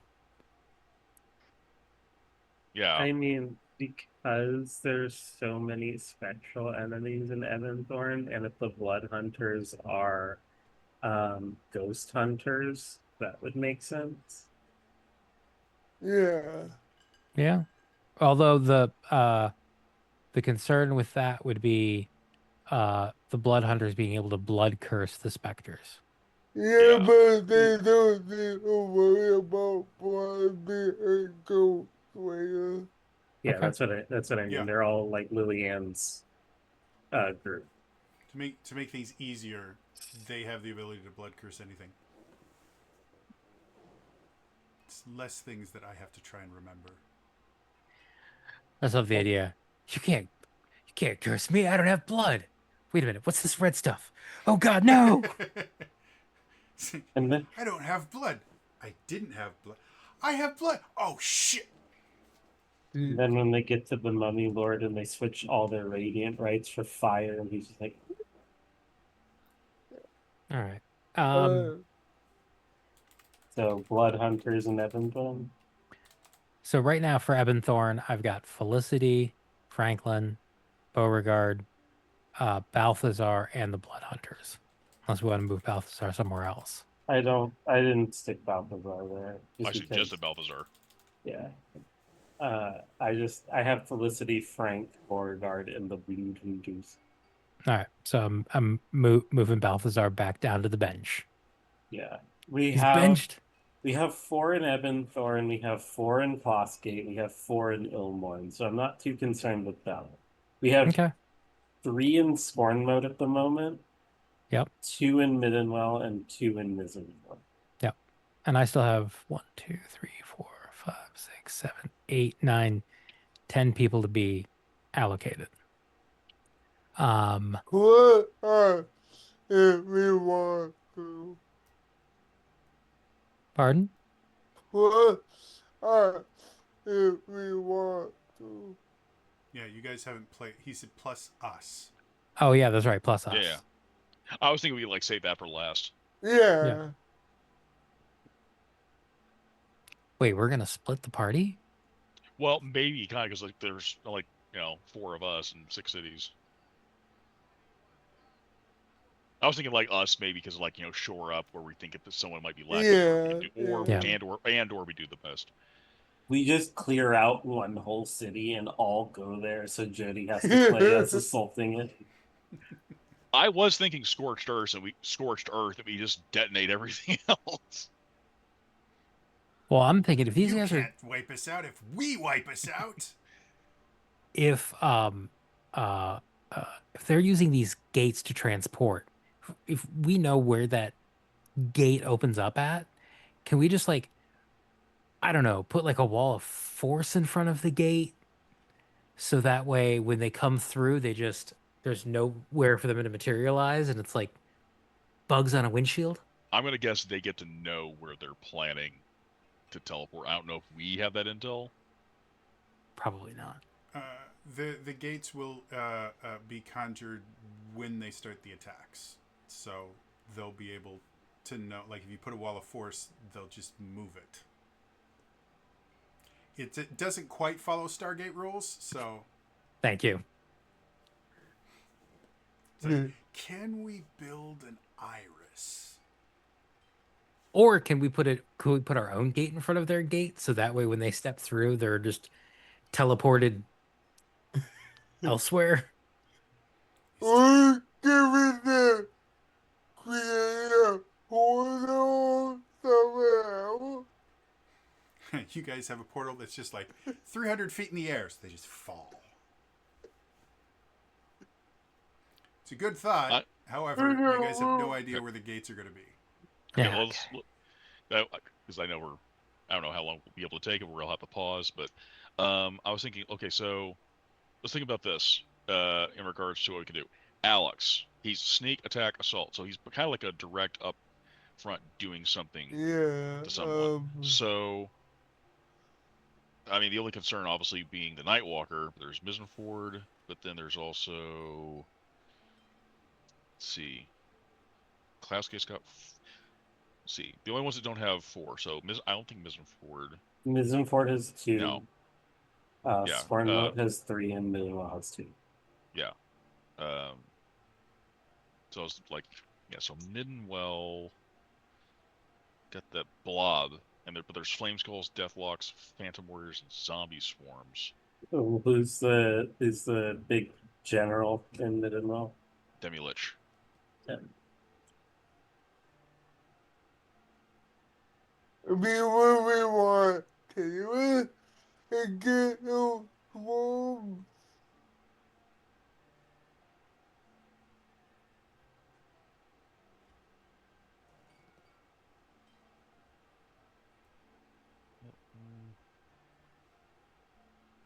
What kind of weapon does Terrorist wield?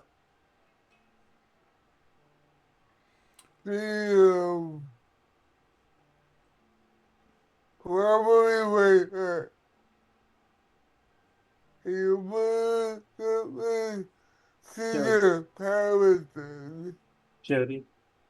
It's a fantastic question. Let's say Warhammer and Shield. She's Yeah. a sword and board style.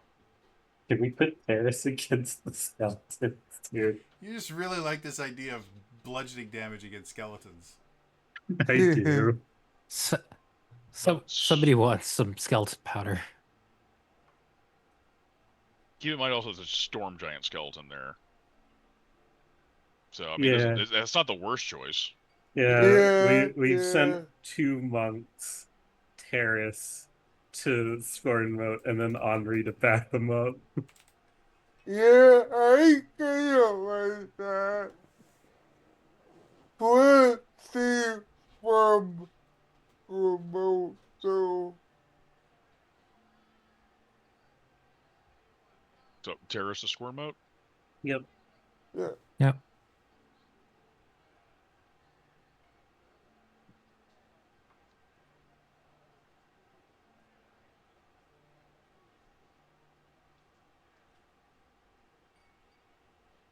Okay, so let's just run down like like. So I want to get like who our fourth from Misenford. Not the sheriff because he needs to like he's basically need to come up on him. Bose Rangers, I don't think, because those are animals we're sending. That's kind of like throwing things into a wood chipper. Yeah. Felicity's father would be masterwork weapons, so that's a bonus to the attacks. There's Balthazar, who's a rebuke, the damage. Dark Lady's rebuke. I don't think Alex, because again, that's in the face. Kind of. Yeah. Survivors from Demise sounds okay, but I also would like. It feels like that feels a little weak sauce in regards to what we would be sending them up against. I hate to do this, but what if we send to Kevin and crew? Better lucky than talented. Versus a Death Knight and a Nightwalker. Oh, Kevin kills the Death Knight. We will never hear the end of that. So there I was, Death Knight staring me down with his undead holy blade, and I knew my powers would save me in this situation. I'm figuring either that or the crossbowman. But the Death Knight just tripped over a log. I personally love the idea of sending Kevin's crew to Mizuno. So let it be written. So let it be done.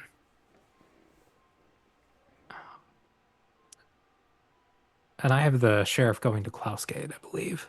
Yeah, I have that too, because it can lure people in traps. Yeah. Yep. So okay, so then that leaves. Still got a handful of people, but let's see. So we got Middenwell. Yeah. Middenwell's a Demi-Lich, Blob of Annihilation, Flame Skulls, Deathlocks, Phantom Warriors, and Zombie Swarms.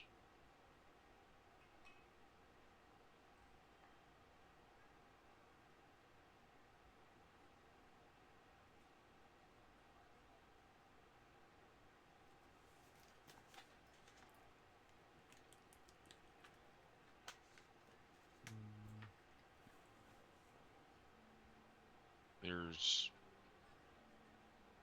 Can we have this? Damn. Blob. I don't know, like crossbowman.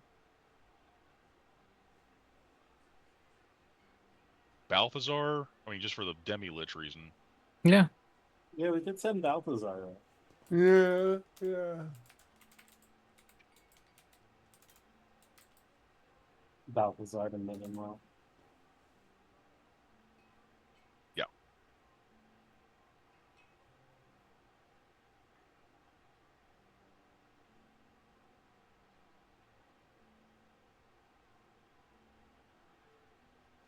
For a similar reason, send Okay, before we go any further, just to let you know. So far we have four. Well, we have No, we only have 3 in Minimal. we only have 3 in Middenwell and 3 in Misenford. Yes. I was thinking we could send. If you want more range in Misenford, we could send the crossbowmen That's what I was from thinking. Scornmote. Yeah, I'm fine with that. And then we could send the wizard from Scornmote to Middenwell because it's more arcane versus arcane. Alright.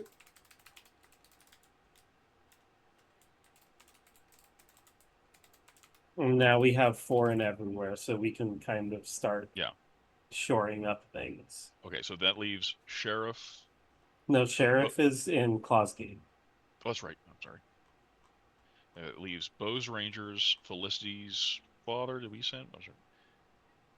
I think we were discussing, but I don't think we assigned. So that leaves Bose No. Rangers, Felicity's father, Alex, Survivor Demise Tower. Yeah, I think that's it.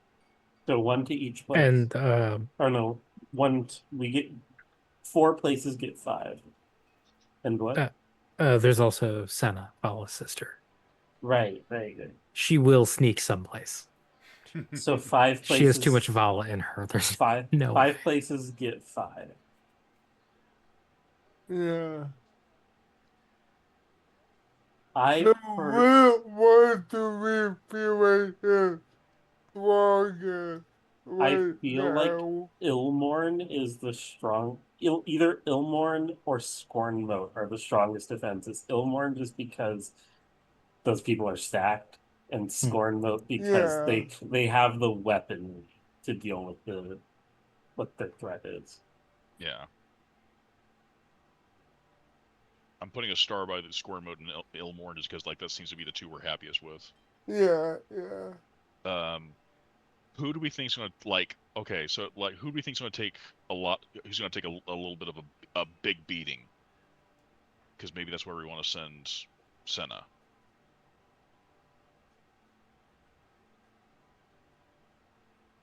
What is Oh. Senna's ability again? Senna's healing. The The healing poultice. Passive heal assist.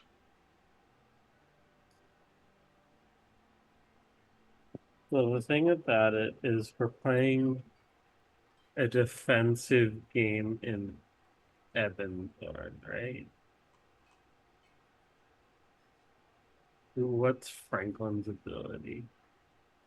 Misdirection. I think Right. we sent him to Ebenthorn. Ebenthorn. Yeah, Ebenthorn. Yeah, Ebenthorn is a defensive battle. I mean, we could send Senna there because like we have Beauregard and the Blood Hunters for the offense because we will need to bring down some of them.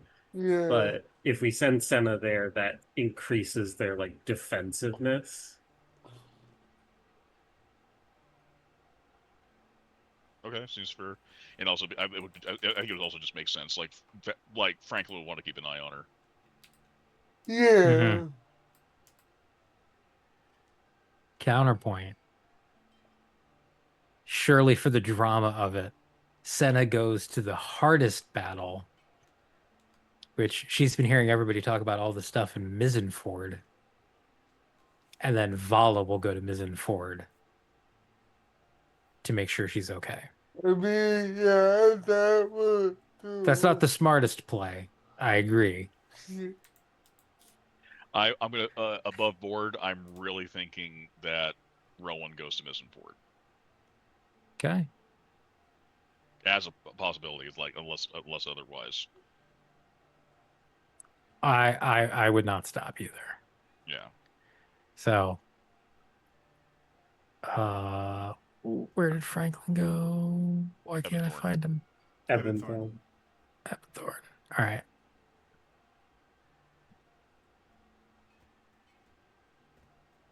So are we still thinking Senna for Ebenthorn?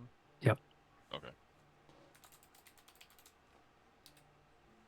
Okay, so that leaves Bose Rangers, Felicity's father, Alex, and Survivor of Demise Tower. Yeah. Uh,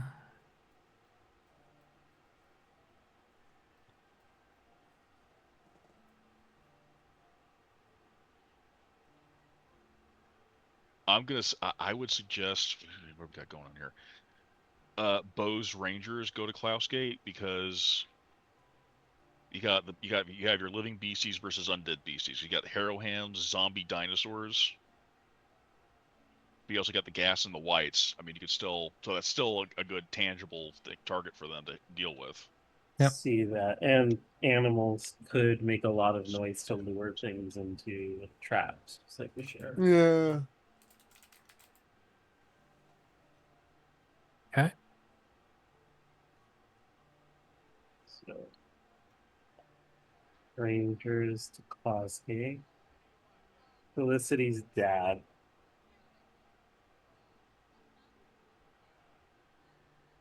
I'm going to be honest. Mizenfort needs good weapons. I He would also be like he could like also outfit like Kevin's crew, crossbowmen, and the deputies. yep. Yeah.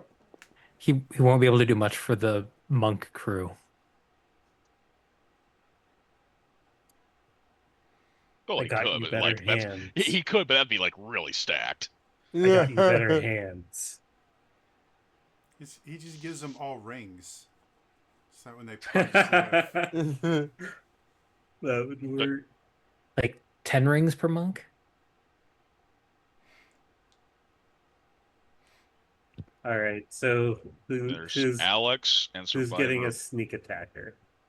Yeah. Well, What would be I mean, a sneak attacker. I mean, I understand like the mechanics, the story versus mechanics, but like Midwell might not be too bad for Alex. It's just that damn Blood of Annihilation is like a nightmare for anybody. I think I would rather see Alex go there than the survivors. Yeah. Yeah. so then where do we send the survivors?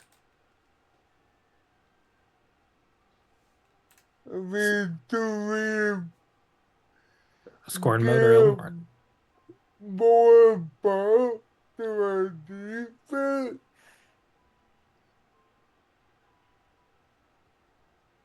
No, because they're like inspiration based. Yeah. There's like depending on the stacking, we could also just go back like if we don't want to send them to Scornwood or Ilmorn, we could still like who wants to send to Mizenford, Ebonthorn, or Klausgate, or Middenwell. Because again, I think it takes Middenwell off the board for them. Because again, I just think like that's They're inspirational. We could keep stacking Ebonthorn's defenses. Yeah, that's what I was kind of thinking.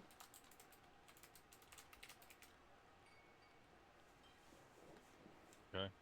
What they gonna fire weapon out there?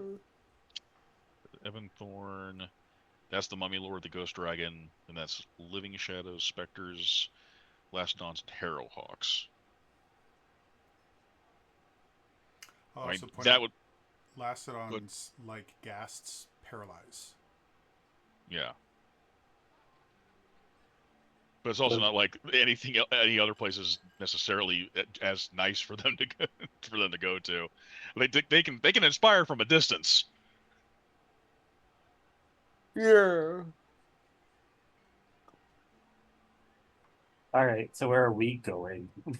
Okay. Well, I'm thinking. Okay, and then there's so we have. Sorry, just separating it all up. I'm thinking Rowan's going to Mizenford. Diamond Fits. Rowan. Putting you up against the Nightwalker. Good luck. Again, I also have a like, depending on what I have to do, I don't have to be in range either. I have a big nasty ass sunburst, but I can also like people are gonna get hurt in that AoE situation Yeah. aura. So he could just be relegated again to healing if that's what it calls for too. No. So that's why I'm thinking like regardless, like he could do a lot of he could do a lot of good anywhere, but that's true for a lot of other things. So that's currently where I stand. So where if Rowan we haven't locked anything in, but I was thinking like I'll put him there for now. I really do feel that's where he's I gonna go put though. you down there, so I'm putting it there in my mind for now. Okay. Yeah. Yeah. Yeah. Where do you want to go, Avala? Um,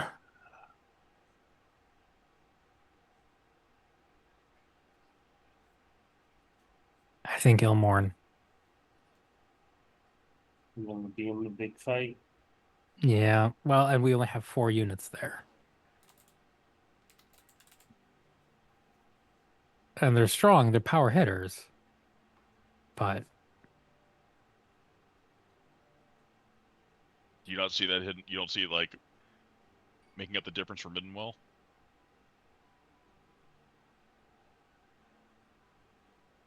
I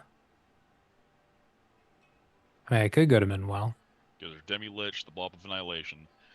Flame Skulls is the only thing. Then there's Deathlocks, Phantom Warriors, and Zombie Swarms.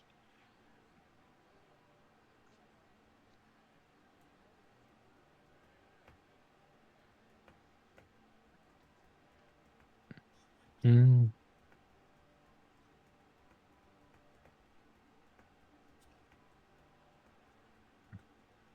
I don't know. I was just thinking we already have 5 units in Minwell. Ilmorn's only got 4. That was True, but just it's also kind of the biggest hitters. But yeah, that's a valid point.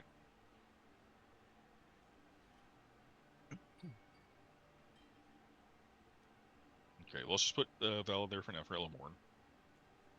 Where do you want to go, Lilian?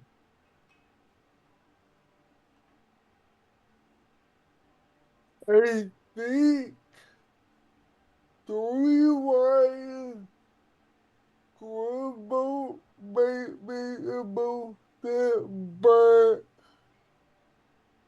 I wonder if I could provide more offense for it. A bit so. Well, Thorn has 6, and it's largely a defensive battle, we've determined. I will say, story-wise, Scorn Moat was where you dropped in, and that's where 3 of your NPCs are at the moment. Yeah, so I did do Corbo then. Yeah, that makes sense.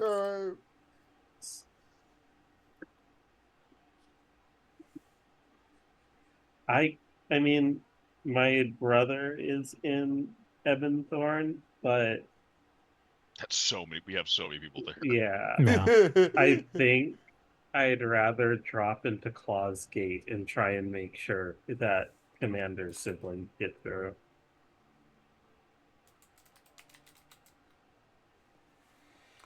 All right, so let me confirm what you guys have told me.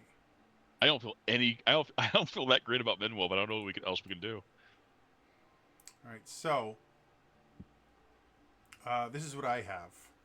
In Maizen Ford, we have the Evoker and Warlock Vampires, the Deputies, Kevin and crew, the Crossbow Dude, the Blacksmith, and Relwyn, who are going up against a Death Knight Commander, a Nightwalker for the War Beast, and then Skeleton Warriors, Ghoul Swarms, an Alhun Coven, and Giant Spiders.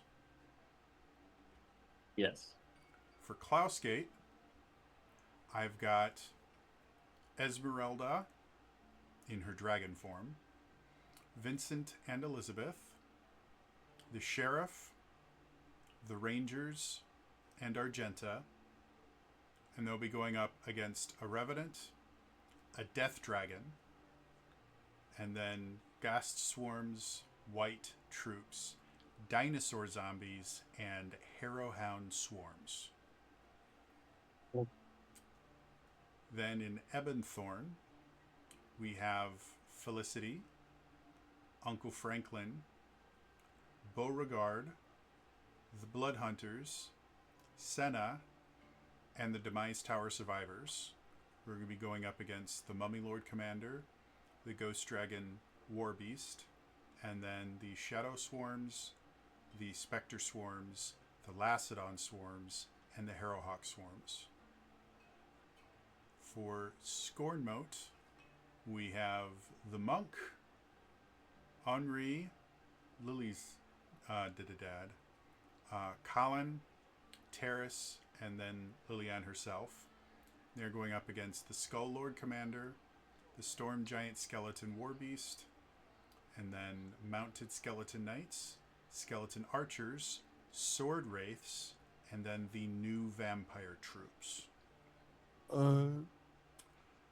For Middenwell, we have the War Mage and Conjurer Vampires, Red, Balthazar, the Divination Wizard from Demise, and then Alex, who will be going up against a Demi-Lich, a Blob of Annihilation Warbeast, and then Flame Skulls, Deathlocks, Phantom Warriors, and then Zombie Swarms. And then finally, we have Ilmorn, which is going to have the Hunters Guild, the King and Queen of Valakovia, the Necromancer and Bladesinger Vampires, and then Vala. And they're going up against the Vampire Knight Commander, the Citadel Spider Warbeast, the Spiderling Swarms, Vampire Thrall Swarms, the Flaming Skeletons, and Beholder Zombies. Is that what you guys have got? All right. So, after having a meeting with the Blood Council and the Rangers and everyone, you basically kind of divvy out the assignments to everyone, Mon Mothma style. And everyone kind of looks at each Who's other. ever got the Bothans is fucked. Everybody kind of looks at each other solemnly, and the half of the Blood Council that's not actively going to war mentions, okay, we'll get you where you need to go. You guys have to be on the safe side 5 days. Technically, it's not happening for a week, but we can't be sure that Dark Lord won't decide to go early. So, let's say 4 days to get anything you're going to prep beforehand, and any additional time after that, we will just act as a pleasant surprise. Unfortunately, that is where we're going to end it for tonight. We didn't roll a single die, and this is the most stressful. Yeah. No, As Liliane rolled one die. We had That's all true. 20s. All Oh, yeah. 20s. Yeah. I am worried about Ebonthorn, but at the same time, they do have a lot of support. So, Yeah. as Yeah, always, that was that baby. But yeah. if you missed any of this, I do upload all these to my YouTube channels, youtube.com/TraderJody. Otherwise, again, it's all for me today. I will see you guys Buy our next friend's time. book. Buy our friend's book. Buy our friend's book. Pre-order. Pre-order. Bye-bye.